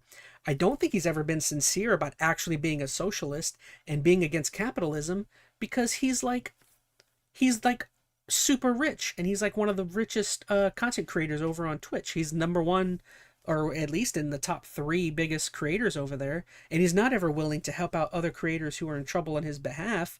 He's got a big mansion, he's got all of this, or big house, I don't know if it's mansion, but he's got all this. He lives in California, he can afford it. And it's like all of that is like should be the antithesis of what his left-wing ideologies are supposed to be about. And it's just, I don't know. And then there's also some criticism of him recently that, like, I don't think a lot of people think he actually pays his mods, which is kind of crazy. Apologies to my Discord mods that we got. I am not loaded, so therefore it makes sense why I can't afford to pay people. I appreciate you guys helping me out with the Discord, Veronica Rose and Skylar Twilight. But Hassan is like a huge content creator who like employs people. He employs, like, I don't even know if he actually employs anybody. I take that back. I think he under the table what I get from Hassan is Hassan isn't someone who ever pays anybody. That's what I largely have always thought about him, is he's somebody who leans on people with his clout. He's like, hey, if you come and be a part of, if you jump into this video with me, or if you do this or you do that, the clout you get from me is the money, is the benefit of being around me, which like, which is like, that's like, no, like if somebody's actually doing work for you, your clout shouldn't be enough to pay people, which that's again, if that is how things operate around with his community and his orbiters, that is like the antithesis of being a socialist, right? Aren't the socialists supposed to be they're supposed to be the most pro worker, side, and this guy is like not willing to pay anybody in the background. Not to sound like Hamilton, but if you don't stand for nothing, then what do you fall for? Says Veronica Rose. I don't know. All right, let's continue to watch. I can yap. I'm yapping. Right? I'd be like, hey, listen, you've got this GoFundMe money. Exposure shouldn't equal full pay, says Veronica Rose. Yeah. I mean, don't get me wrong. I definitely think exposure is something. Like 100%. I think it depends on what kind of work you're doing. Like if you're just around and doing stuff, I think exposure, if you're with somebody who's big, that means something. But if you're actually physically working where you're actually creating things for somebody, then that means you should be getting paid, in my opinion. Like if I had 50,000 viewers or something, and I don't know, somebody just wanted to come on stream with me and talk about something, yeah, they'd be getting exposure out of that, sure. But I'm probably not going to want to, if they just showing up, maybe I don't want to pay them. But like if somebody wants to like edit videos for me, make YouTube shorts, handle social media, then yeah, they should be getting paid if they're actually doing work. I mean, don't get me wrong. I still think there is a place where you could get paid for showing up, especially if you're coming in for like an interview or something. Then yeah, that's work. Which, interviews are work, I definitely think. But if you're like just an orbiter, then I don't know. I'm just saying, like, everyone's situation is different. I'm assuming when it comes to content creation and paying the people around you. But what I'm saying is,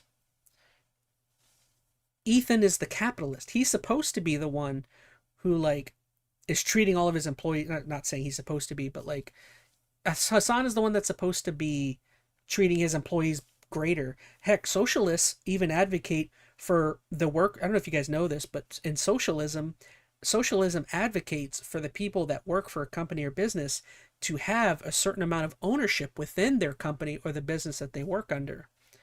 Do you think Hassan, for any of the people that work under him, do you think he allows any of them a percentage of the earnings that he gets per stream that he does? Hell no. For a fact that is not what's going on over there. And I'm not kidding. That if you go and look at like certain socialistic tendencies, that is something that's advocated for, is for the workers to have a percentage of, they own a percentage of a company or a business that they work for. That the whole point of it is to spread wealth amongst people. And it's like, yeah, that's not happening over there. And granted, Ethan's not doing that either, but Ethan's not saying he's a socialist. He's saying I'm a capitalist, but I think my people still deserve to be paid well, and they are being paid well. Why do you think Ethan's crew is still there? Why do you think he's able to employ so many people and him and his wife have like 2 or 3 businesses? Like, people aren't going to go work for you if you're not willing to treat them well. And I think that's why I can't tell you if Hassan actually employs anyone. I don't know. I think that's why you don't know if he does, because he's probably not actually paying anybody anything worth. He just has all these people that are willing to be crazy enough to defend him no matter what, so that they can garner or earn clout off of him.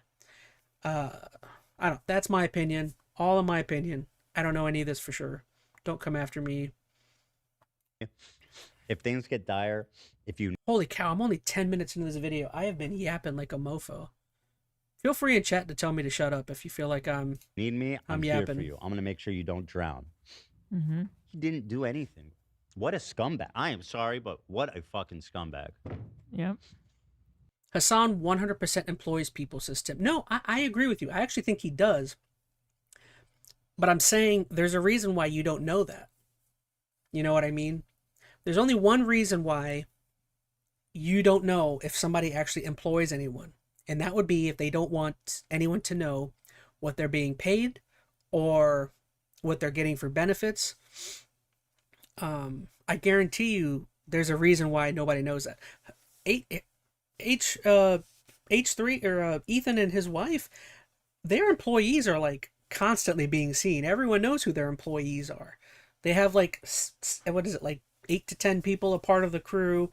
Ela a lot of times will bring on people from Teddy Fresh, their other company, onto some of the streams. Like they have, like, it's easy to see what their business is, and it's easy to see who's employed. But for Hassan, like, can you say, like, I agree with Tim, he probably does employ people, but can you say who? Do you know who? I have no idea. You know, who edits his videos for his YouTube streams? You know, like, I have no idea. Or he wants to help, but they won't know it, or whatever he said. Tim says, I feel like every streamer employs people. I don't think there's necessarily nefarious reasons for not knowing who's employed. No. I agree with you, Tim, but I'm saying when it comes to Hassan, I'm not willing to give that, like, leniency, if you know what I mean. Just because I already have a negative outlook on Hassan. I agree with you, though. I'm not saying that's the way you should look at it when it comes to everyone else. But I'm saying when it comes to this guy, I think that's why he doesn't do it. Again, my whole rationale is just based on him and him alone. I think for the most part, like, I would do the same thing if I hired people and they don't need to be known that they're working for me. Yeah, why tell anybody? I get that. Same Yap Off King, says Lencho. I don't know. Again, payment all depends on how much someone's doing. Lucky enough right now, I'm able to do everything myself. So, I mean, if I could afford to support myself alone, yet let alone bring somebody on. I just like Hassan. I'm just saying of the things to dislike him. I don't know about that reason. Well, maybe. Yeah. I mean, I'm unbiased. I'm willing to say my biases. I don't like him, so I'm not willing to give him that wiggle room. I mean, I don't know. We'll see. I don't want to say I'm not willing to give. That makes it bad. I'm just saying I wouldn't. I guess what I'll say is I'm not willing to put it by him that he's not doing that. Is he doing that? I don't know for sure. I have no idea. He just comes off to me as somebody who I don't know. I don't like him. There you go. All right, let's get through this video. That was incredible. That was incredible. That was an incredible thing to learn. You know. That's a good point. He doesn't have emotions to share. That might be true. That might be true. Well, he has money to share. If it's not emotion. I want to begin by stating I take responsibility for infringing the. And I guess I'll bring up another thing, just because. I'm blocking. I'm telling you, don't think that Hassan is not super loaded money wise. I'm telling you guys, Hassan doesn't just. He's not just a streamer. Like, he does all this streaming stuff.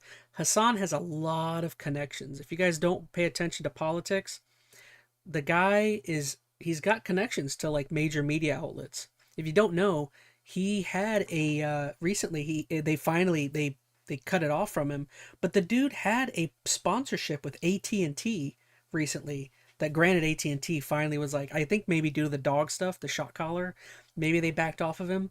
But who the heck gets sponsored by AT&T? H3 is one of the biggest podcasts on YouTube. He doesn't have a sponsorship with AT&T. AT&T is one of the biggest companies in America. How do you get a sponsorship from them?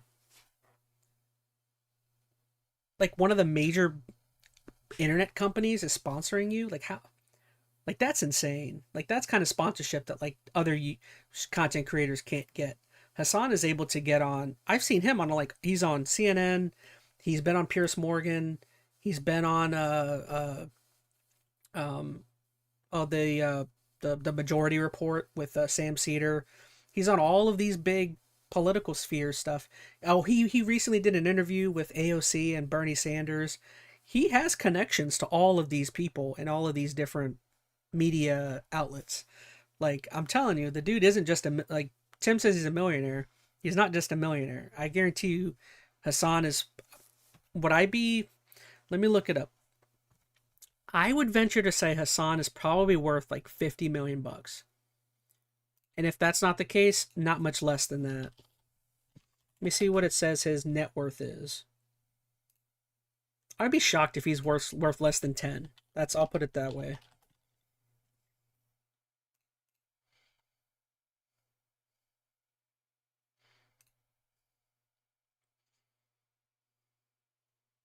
So it says here that Hassan's net worth is somewhere between, what a weird number. It says it's somewhere between $2 and $30 million.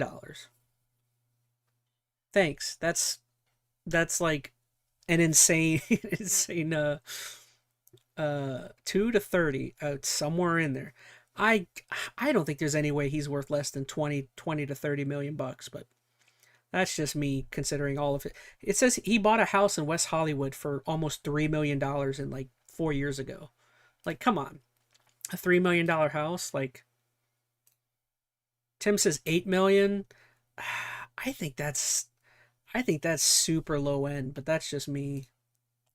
Maybe maybe I don't know anything, but I would be shocked if he's worth less than 10. Would be crazy to me. But again, he bought a house for like almost $3 million, like, which that's insane now that I'm saying that out loud. He has a $3 million. I get it. It's, goodness gracious, $3 million. Good. Now that I'm thinking on that, that's insane. Content nuke. The lawsuit was not frivolous. When I said the lawsuit was frivolous and I need that in on my bank account, says Vrock. I'd settle for one. Just give me one. misogyny, it was to garner sympathy, protect my own reputation, and retaliate against the clients. All right, give me $20. I'll settle.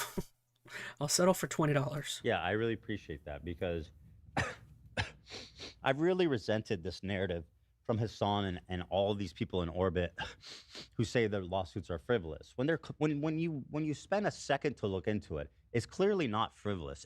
And they keep rehashing the same dumb arguments like, oh, if it wasn't frivolous, why aren't you suing Asmongold? Dude, I said it in the video. I said it a million times over every time. It's because Not the same case. they willfully and maliciously. Yeah. Here's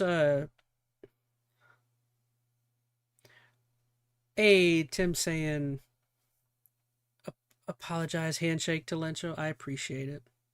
See, that's what I like to see. Peace and harmony in the world.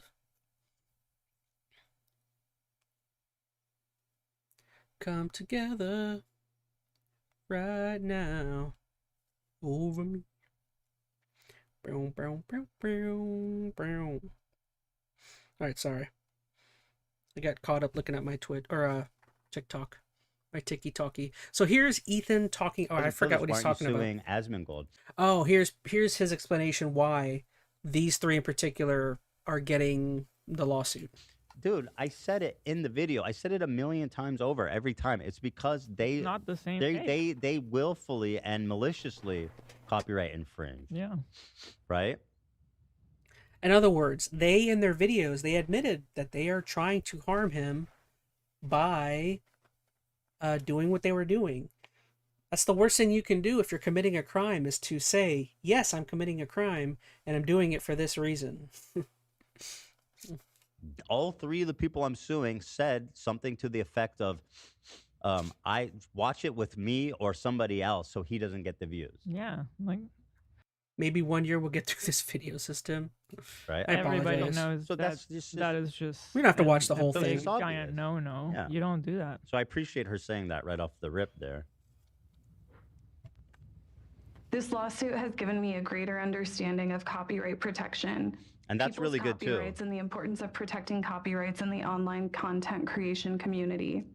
It is important for the entire content creation community to respect the intellectual property rights of other creators. Yeah. And I will adhere to the lessons I've learned throughout this process going. See, I mean, that's a silver lining thing where it's like the whole point of these lawsuits for me has been activism from the start. That's the primary purpose of this.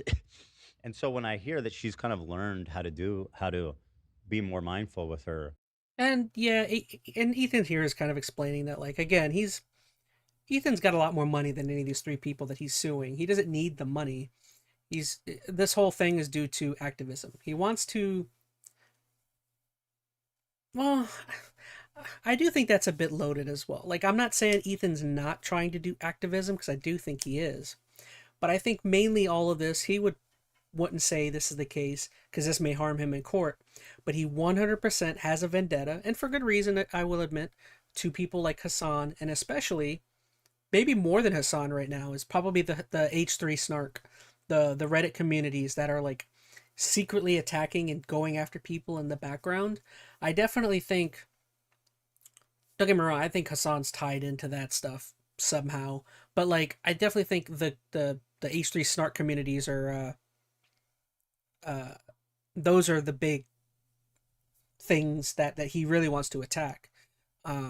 Which, granted, he's also suing them. If you guys actually didn't know, H3 here, Ethan, is also just joined another lawsuit. Maybe we'll talk about that later. Let's see. Oh, nice. He's joined another lawsuit recently with, if you guys didn't know, 2 years ago, I didn't look into it too much. I read very basic about it, but essentially, NVIDIA is being sued right now in a class action lawsuit by a group of YouTube content creators because apparently what NVIDIA, which I'm going to jump in on this. No, I don't have money to jump in that lawsuit. But I mean, I guess I could if they've been stealing my videos as well. I don't know why you would want to steal my videos.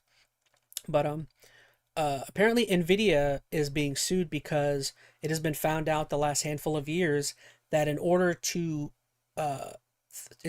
put information and to scrape data off of YouTube videos and to put it into their AIs and their algorithms and of the sort, apparently YouTube or NVIDIA, without people's approval, without their knowledge, has been taking YouTube videos and funneling it into their AI programs. And a lot of people are suing because it's like, so you're stealing our videos and you're training this AI to create videos that are just like ours, you know what I mean? Without letting us know, without paying us, without asking us, you know what I mean? Which, like, I 100% support this. Like, that is a great thing to sue them for. Like, I don't appreciate that. Like, if people watch my video or if they do whatever, like, do what you can. But the idea that, like, a major company like NVIDIA, I shouldn't just say a major company. If you guys don't know, NVIDIA is the richest, most wealthy company in the world right now. I think they're worth what? They're the first ever $5 trillion company or something insane like that. So not only do they have money, but they're like the richest company in the world. And they're stealing our videos to feed into their AI so that their AI can recreate our video styles and our voices and the videos we create. And we haven't been compensated, or I shouldn't say we. I don't know if it's stolen my videos. Maybe I'll find out someday. But technically it's a class action. So I hope, actually, I don't know, I hope one of my videos got stolen, because then I can jump in on that class action.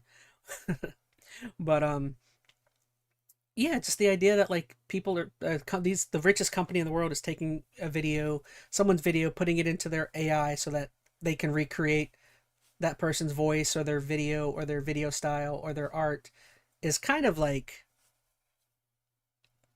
kind of crazy, you know what I mean? Like, imagine any other art or media form that happening to. Imagine if you created an AI robot that was an expert painter, and you took all of Van Gogh's work and you channeled it all somehow into this AI robot so that this AI robot could almost perfectly recreate Van Gogh's art style or his art style in terms of creating art. It's like, well, I guess it's a bad comparison because Van Gogh's dead, but imagine a modern artist like that, and then it's like, oh well, I can just create anything now using your specific, very specific art style. It's like, no, that's not cool. Why would I? Why wouldn't you at least ask me first before creating something that can put me out of work? You know what I mean? But yeah, essentially, I think that lawsuit towards NVIDIA started in 2023. Ethan, I think recently is jumping onto it. I think he said something about that. Granted, that's going to be an incredibly hard lawsuit to win because it's against the richest company essentially in the world right now. So, yeah. All right, sorry. Gosh, I got distracted. Interacts with copyrighted or other people's property. Then I think that's a big win. Steals Chaz's videos. What now? Punk system. You know, and it's really an important. Nobody conversation wants we've been my having in this videos community for years. So it's really nice to hear her say that, right? Forward. I also want to make clear that I did not receive any support, financial or otherwise, from Hassan Piker. Can we soundbite that? Sure. I think we should probably clip that. Probably. Do we need to watch this whole thing? I feel It's like we've important already for you. watched it, Hassan and he's never just even going back reached out through to it. me privately to offer words of support. Oh, there is some good stuff here that I Speaking do want to see, honestly, though. I found his indifference to my suffering hurtful, especially after he hinted he might help me behind the scenes. It felt like he wanted to receive credit from the public for him helping me without providing any. As to the GoFundMe money, to the extent there are any remaining funds after I pay my attorney's fees, I have agreed to pay the remaining funds to the clients. Yeah. The funds will not go to anyone else, including Denims or Frogan, to defend their lawsuits. Yeah. And I mean, that's obvious, right? Like we all knew. Tim says, I still think she looks cute in those glasses. Ooh. Tim the Rizzler over here. Tim trying to rizz up, what's her name? Casey? I don't know anything about Casey Tron, I'll be honest. I know she was, I think the first time I had heard about her, it was from H3. I think she's friends with Mike from PA. And they don't have a relationship, but I think she was friends with him, and early on, I think she did content with him or something. Tim says, am I wrong? Well, she's a very pretty girl. She's a pretty gal. Skylar Twilight says, well, Tim, go watch Casey Tron then. I don't know. Am I wrong? You got a thing for Harry Potter? Harry Potter?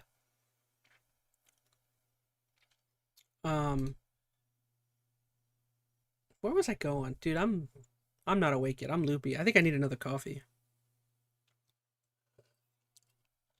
I think I need to go make me some more This money coffee. was going to end up going to me, and rightfully so. I mean, you can't raise money. The thing. What was I don't know why I'm thinking of this. There was a movie I saw. What was it where somebody was like, she's a very handsome woman. Oh, it's Star Trek. Oh, I don't know why. It's in one of the Next Generation episodes. I think Picard calls a woman, some woman says she looks handsome or something, and she takes offense and like either slaps him or dumps a drink on him. I always thought that was an interesting way of talking about a girl. I don't remember what the context of that is. Yeah, Picard's like, you're a very handsome woman or something, which is a very like, why wouldn't you just call her pretty? I think it's because he wasn't interested or something. I don't remember. Very handsome woman. I don't give a crap about Casey Tron, says Neo. Oh well. Yeah, I've never watched her. Again, I'm saying I've never watched her, but I will still hold two. Out of the three, I definitely think she makes the best content.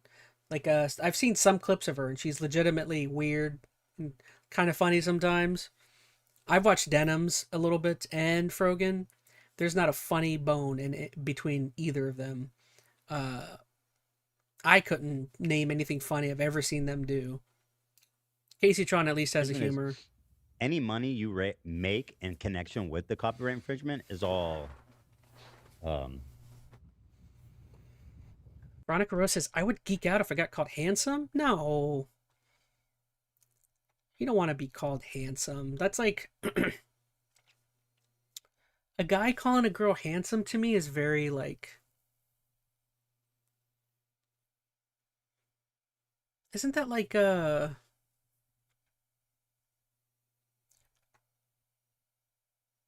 It's...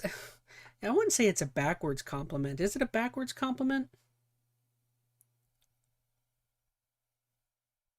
It's just, that's just a guy term. That's something you say for a man. I don't know. To me, that's just a weird thing to say for a girl. Say she's beautiful, pretty, gorgeous. Throw out the gorgeous. I'm having some fun. I'm having some fun with Dead Cells, says Odin. I'm pretty sure Dead Cells is that,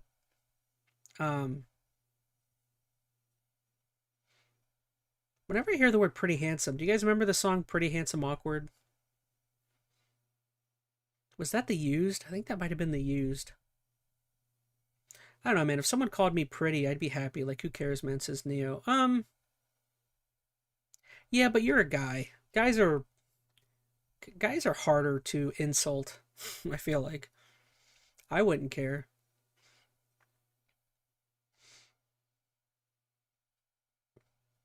Backhanded, says Veronica.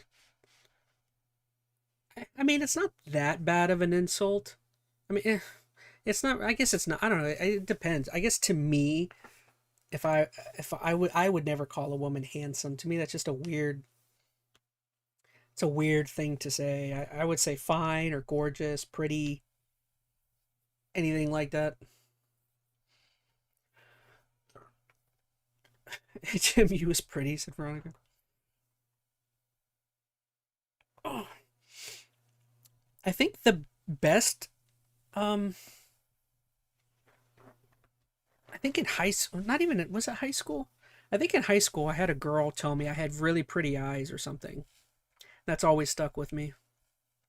I think that's the only, like, that's one of the few girl compliments I've ever gotten that I think I can remember.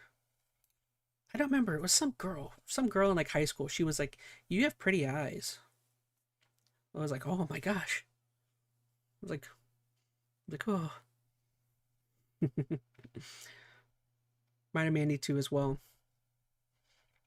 See, I don't know about girls, but like as a guy, getting a compliment is like, is a big deal.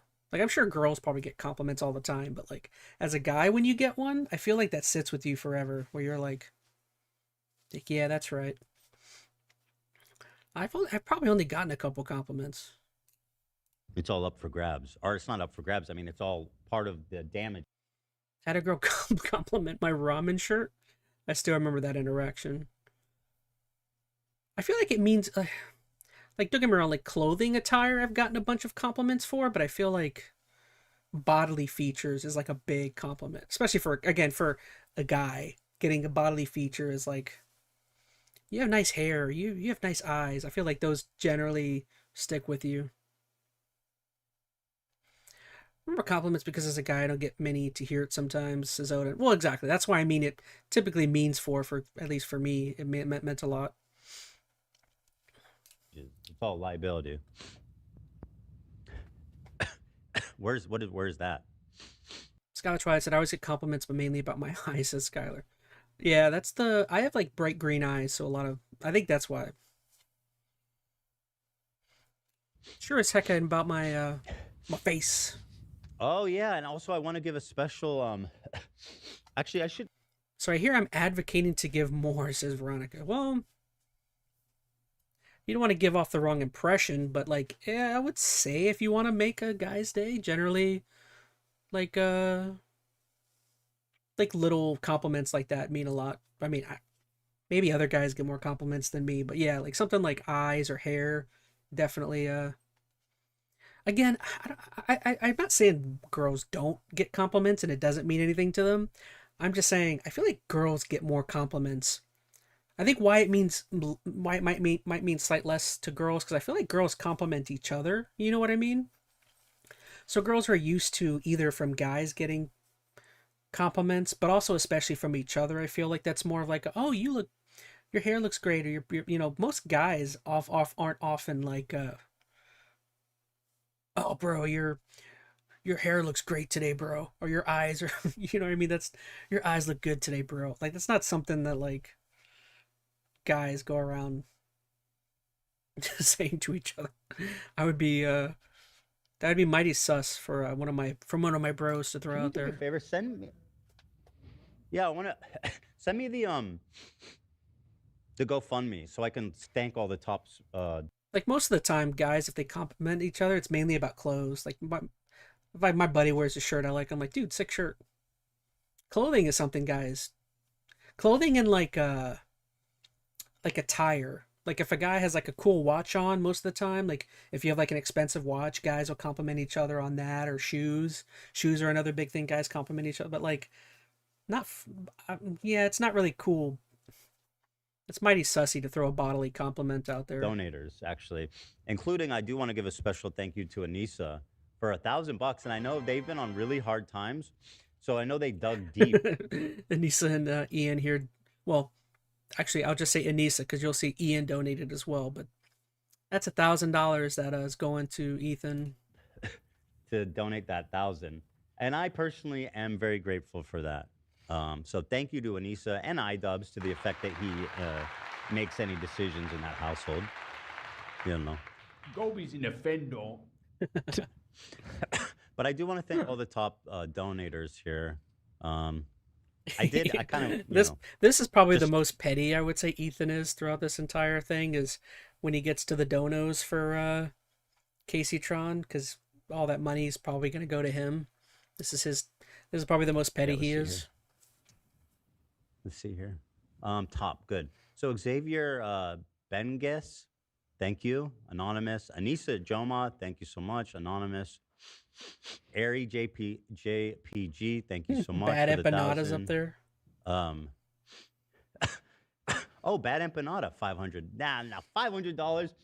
When you're on the run in Uruguay, $500 goes a long way. What he means by on the run in Uruguay is, if you don't know, Bad Empanada is widely considered to be one of the worst perpetrators of like some of the H3 snark stuff.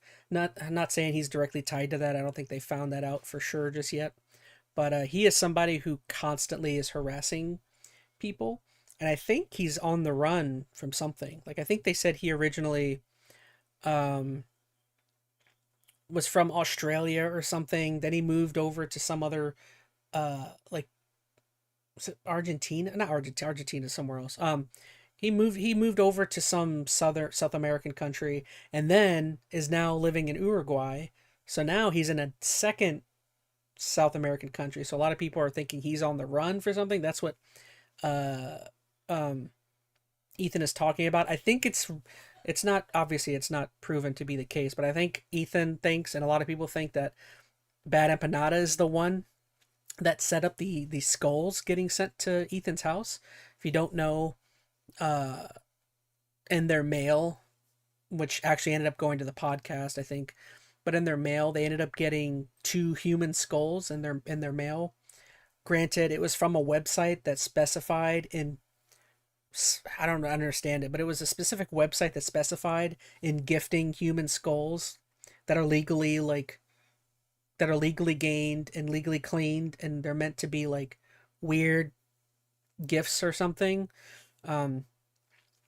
And yeah, which obviously to somebody who doesn't care about that, sending a gift like that is something scary and obviously comes off as like a threat. So I think that's what that is. Painting my own nails is an easy system. I don't think I've ever painted my nails. I think I'd be willing to. But I'd only do it in like a goth way. I think I'd only do like black or something. Thank you, Right? thank you. I mean, this guy skipped the border from Argentina to Uruguay, and I knew that. Isn't that Oh, crazy? he was that I knew Argentina. that? Okay, so he was in Argentina and now is over in Uruguay, whatever you say it. Because that's been confirmed now that he's in Uruguay. It's not even like a conjecture. He's there, right? There's this new Twitter feature where they show where the country of origin is for everybody, so people can't lie about where they're from. Have you seen that? Well, I heard that a bunch of prominent MAGA meme accounts got outed as being from like Africa and Yes. and Asia. What? I didn't know Twitter started doing that.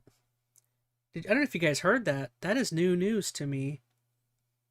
But Twitter now has a location thing, I guess, on their Twitter profiles. That's cool. So now Dan here is saying that there's a lot of prominent right-wing Twitter profiles that are now outed as not being in America. That's funny. Huh. and Yeah, stuff. so Bad Empanada has been tweeting, if you can believe it, from Uruguay. Huh. You shout out. What's the monthly average income in Uruguay? I don't Granted, know. I might be ignorant on this, but I assume that 500 never made money. So iDubbbz is down here on the list getting cucked with the 420. So there's iDubbbz. If you didn't see, iDubbbz donated. What did he- Anissa spends $1,000 to get on the top tier list. I'm sorry, but I find that hilarious. Either way, So I don't know. It looked like iDubbbz donated almost 500, and Issa donated 1,000. So knowing that they're in such bad shape already financially, the fact that they're out here donating $1,500, why aren't I getting $1,500 donations? Goodness. Damn, they got exposed to Skylar Twilight? Yeah, that's pretty funny. I mean, there's a lot of creators like that a lot of people speculate aren't even in America. I wish I could think of the name. There was a huge Twitter profile, I think, got outed as being somebody in some Asian country or something, and it's like, I can't remember the name of it. either way, a dollar's a dollar, and I want to thank you both equally for, especially Anissa, though, who obviously runs the finances in the situation. Also want to thank Cruel World Happy Mind Madison, who was just popped in graciously right before the settlement to donate $100. Frankly, I think you owe me a lot more than that based on the damages you've done. But a gesture is a gesture, and I appreciate it. And I thank you, Madison, Sorry for about being that. so kind Tailbone's and thoughtful in getting that me. regard. Might be time for, I gotta get another seat You have a fan in cushion. the chat from This one's not Uruguay. doing enough. And they said that info is wrong. I asked them what's the real That seemed number. kind of high, but I don't know anything about Uruguay, so maybe it's a wealthy too, because they feel so fragile. Anonymous, Dunk. Oh, Hello. Oh, come on. Yeah. All right, anything else Krogan crazy? And Denim's GoFundMe's are still up, so if you want to support me, you me can start do it trying to in get through those this two video. places as well. So thank you, very grateful. It's interesting. August 16th. So how long has that been? Like, August, September, That's his birthday. October. No, that's when we November. brought him So home. it's been like This lawsuit has given me a greater content creation community. It is important for the entire content creation community to respect the intellectual property rights of other creators, and I will adhere to the lessons I've learned throughout this process going forward. Petition to get Chaz a new gaming chair? I don't know. This chair was so comfortable for so long, and like the last couple of months, it's been getting rough. I'm gonna try and use it until it starts falling apart. I might just buy another seat cushion I also want to make because I got the seat cushion, but it doesn't feel like it helps clear enough. that I did not receive any support, financial or otherwise. we from heard this Hassan part, but Piker. it's Hassan important. never even worth reached out to me repeating, privately definitely. to offer words of support. Speaking honestly, I found his indifference to my suffering hurtful, especially after he hinted he might help me behind the scenes. Right. It felt like he wanted to receive credit from the public for Christmas gift helping me ideas? LOL. without providing any. Yep. I'll take it. I need As to to the GoFundMe I need to money, deal to with the some gaming chair. Freaking, who is it?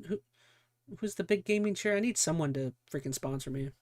extent there are any remaining funds after I pay my attorney's fees, I have agreed to pay the remaining funds to the clients. Thank you. The funds will not go to anyone else, including Denim's or Frogan, to defend their lawsuits.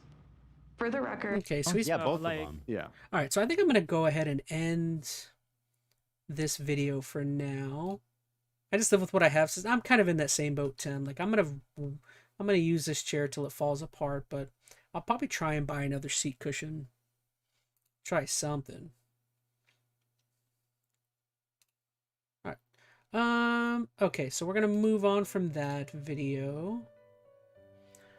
I feel like they're kind of spinning the wheels. We've watched that one. So let me go check out what else we got here.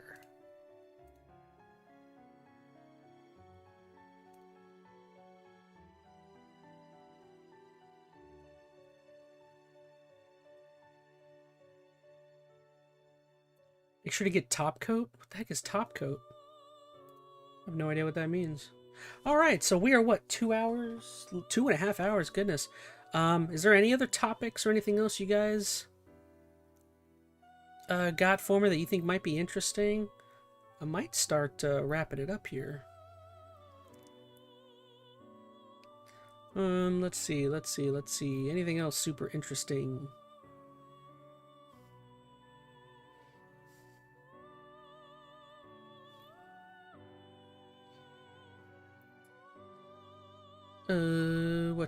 What we got? Oh, wow, did Metroid come out today? Wow, I totally forgot Metroid came out today. Should I buy it? I don't know when I'll get to... Well, is it worth getting the new Metroid if I still haven't played 2 and 3? Should I just focus on playing Prime 2 and 3 first? Like, would I be, like, totally confused for the 4th one? Or I guess you guys don't know. Maybe some of you haven't played it yet. I think I should... maybe I should focus on it. I should probably play 2 and 3 first.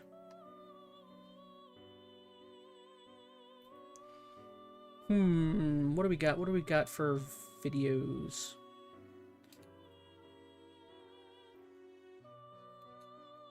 Metroid came out, says Odin is salty. The top coat is essentially nail polish. It protects the main nail polish. A protective coat. Ah. Interesting. Hold on, what the heck is this? I'm gonna watch this. There's a trailer for a Stranger Things animated movie? What the heck?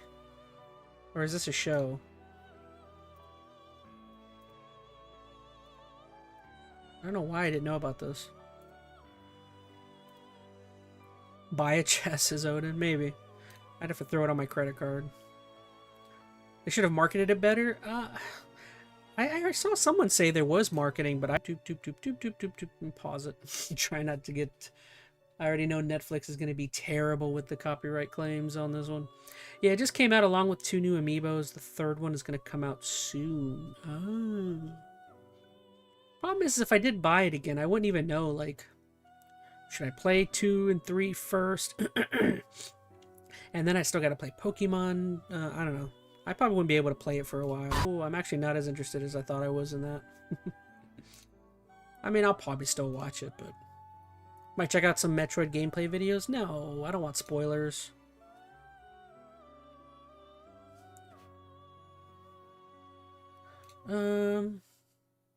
Well, gosh, guys. I think that's about all I cared about recently. Anything else? Anything else? Let me check out the Discord. I haven't looked to see if you guys threw anything in there. What? Airsoft Fatty did a diss track for iDubbbz? When did that happen? Thanks to Raycon for... What the heck? Airsoft Fatty dislikes him now?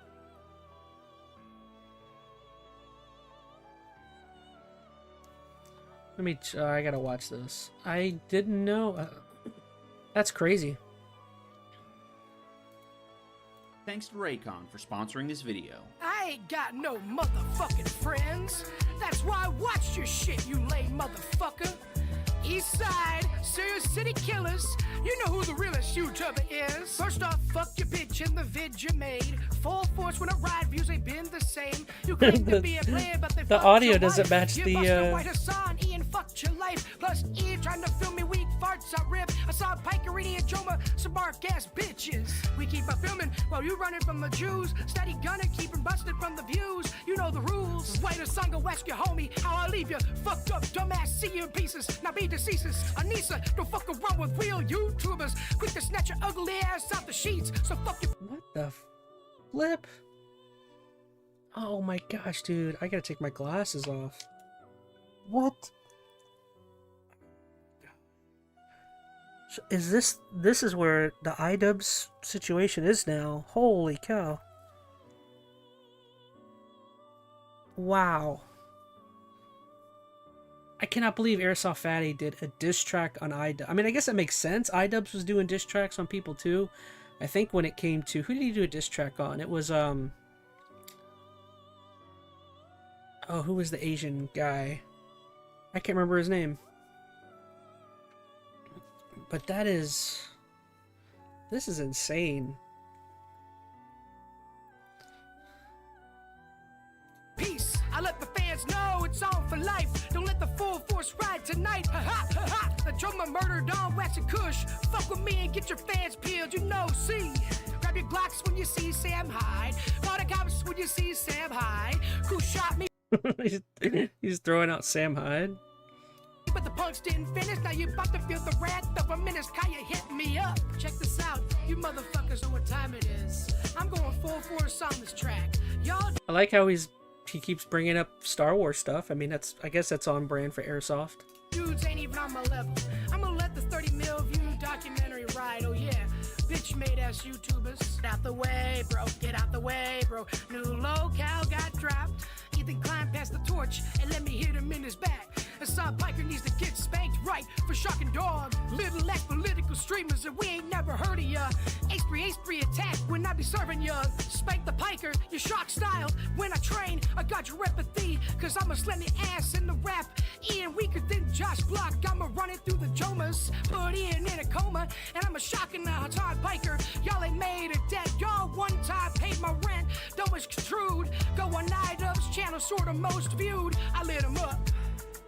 Grab your Glocks when you see Sam Hyde. Call the cops when you see Sam Hyde. Who shot me, but your punks didn't finish. Now you're about to feel the wrath of a minute. Oh my gosh, this is great. What in the world?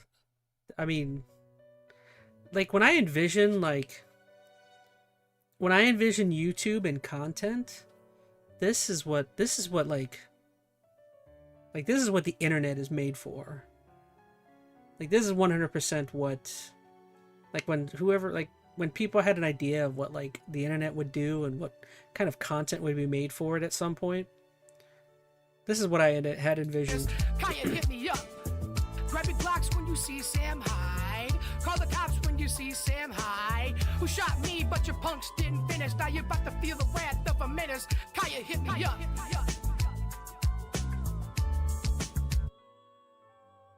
Wow, that was... I forgot to turn off the music for that. What is going... Dude, I'm telling you, iDubbbz is ruined, man. It's like nobody likes this guy anymore. That is insane. Call the cops. Now I'm just looking at chat. Or the comments. Call the cops when you see Sam Hyde. I like how the video is absolutely not even close to being synced onto the track. That's the first thing I noticed. Bro went full force with no mercy.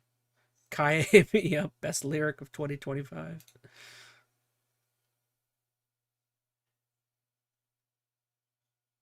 Wow, that was definitely something, huh?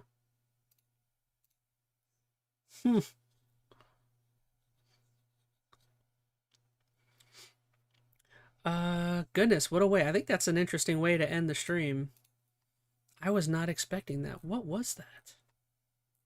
That was great. All right, let me do one more run through. Anything else super interesting?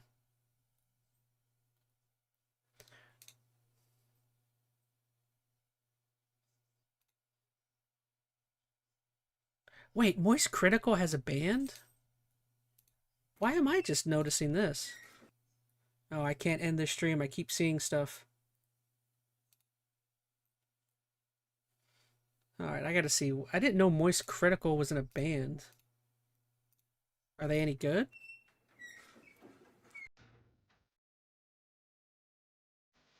I haven't heard from Eminem since Airsoft Drops, says Odin. Is he the singer? What does he play?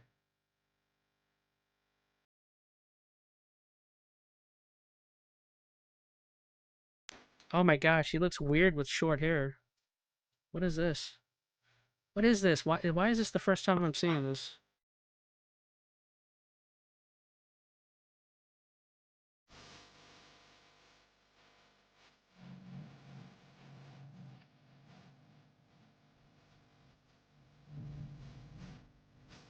Why do you have short hair?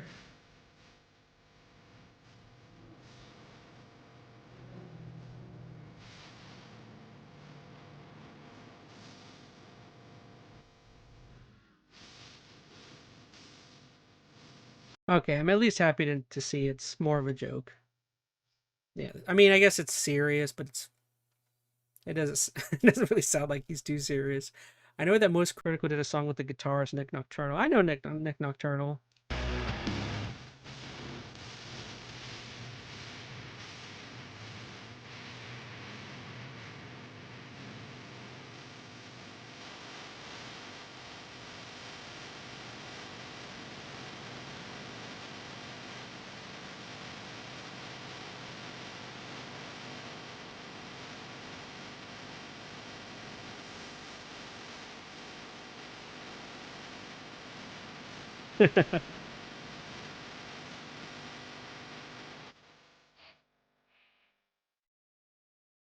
Okay, interesting.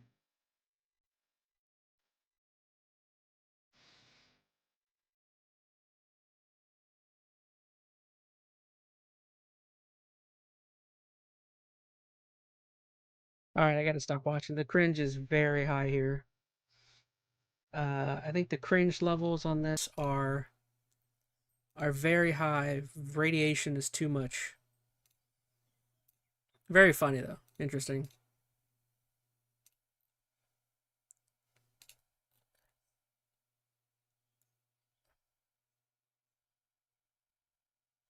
All right, well, I think that's all I got. two weird ass videos to finish that off. Meat Canyon does his own music. I didn't even know he had a band when he was young. He seems pretty. Oh no, Meat Canyon. I've heard some of his stuff. He's good.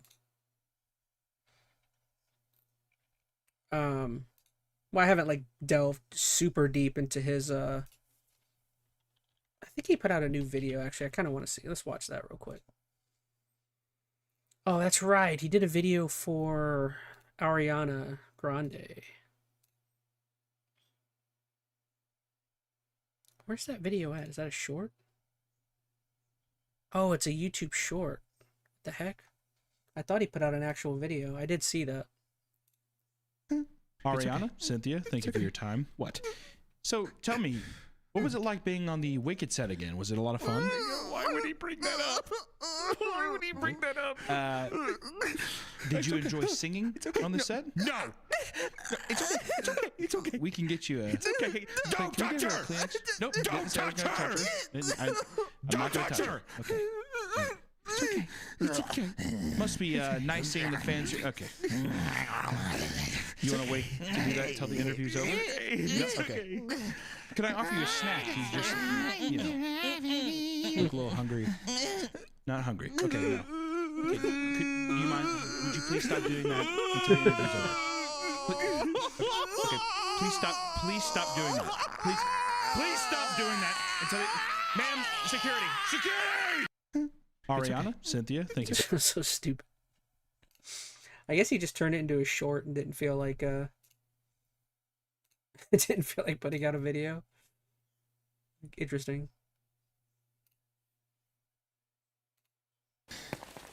Oh, I did. You're the third employee. I did see that one.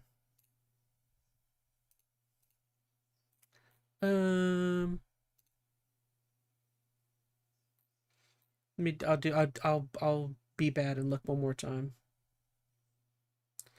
Anything interesting? Actually, you know what? No, I'm going to end it here. Seriously, what was the whole Wicked interview thing about? I have no idea. That whole thing is so weird with Ariana Grande and whatever the other lady's name is. I don't know what's going on over there with any of that stuff. They're very weird, that whole situation. Well, all right, y'all. So that's what, a little over 2.5 hours. I think it's pretty good. I think there's more actually drama, but I think it happened literally today, so I got to go back and watch it and see what's happening. I know H3 finally did the video I was wanting to see where he was talking about Hassan and Hassan like blowing up on people, which I might go watch that immediately right after this. But Wacko's being Wacko, said Skylar. Yeah, Hollywood's a weird place. I don't blame anyone for for thinking how they will about Hollywood. Oh, so what do we have going on next? So yeah, tune in. Oh, I should say I totally forgot. I may not be able to stream tomorrow. I'm not quite sure if I can or not yet. A friend has a little concert. They're playing a show somewhere locally that I totally forgot about. I might be going to tomorrow night. I'll let you guys know on the Discord if I'm able to make a stream tomorrow. If we do, I was going to try and finish off the game Dispatch. So check out the Discord tomorrow, and I'll let you know what's happening there. Don't forget, tune in Saturday. We're going to be playing, don't forget, we're either going to finish playing Hades or continue playing Pokemon. I'm kind of unsure just yet which one. So tune in there. Maybe we'll try. I got to finish Dispatch at some point. We'll see. I'll let you guys know whenever. I kind of would like to just finish it tomorrow, but stuff popped up on me. Real quick, shout out to the YouTube chat today. So let's see who we had. We had Odin Assaulty, Skylar Twilight, Veronica Rose. We had Landon in there. Thank you so much, Landon. We had Tim. Thank you so much, Tim. I know we had Lencho. We had Lencho in chat. Is there anyone else I'm missing? Appreciate all y'all. I think that was just about everybody. Yeah, straight up. So yeah, keep an eye out. I'll let you know in the Discord about tomorrow. Keep an eye out on any of the YouTube, the Inner ChazmaN Live channel is doing very well. All of the highlight videos I've been putting out over there are doing pretty good, most of them. I'm very happy with some of the views I'm getting there. But yeah, check that out if you want additional content. I'll keep putting that in the Discord as well. Oh, let me put up my socials. No, that's not the place for that.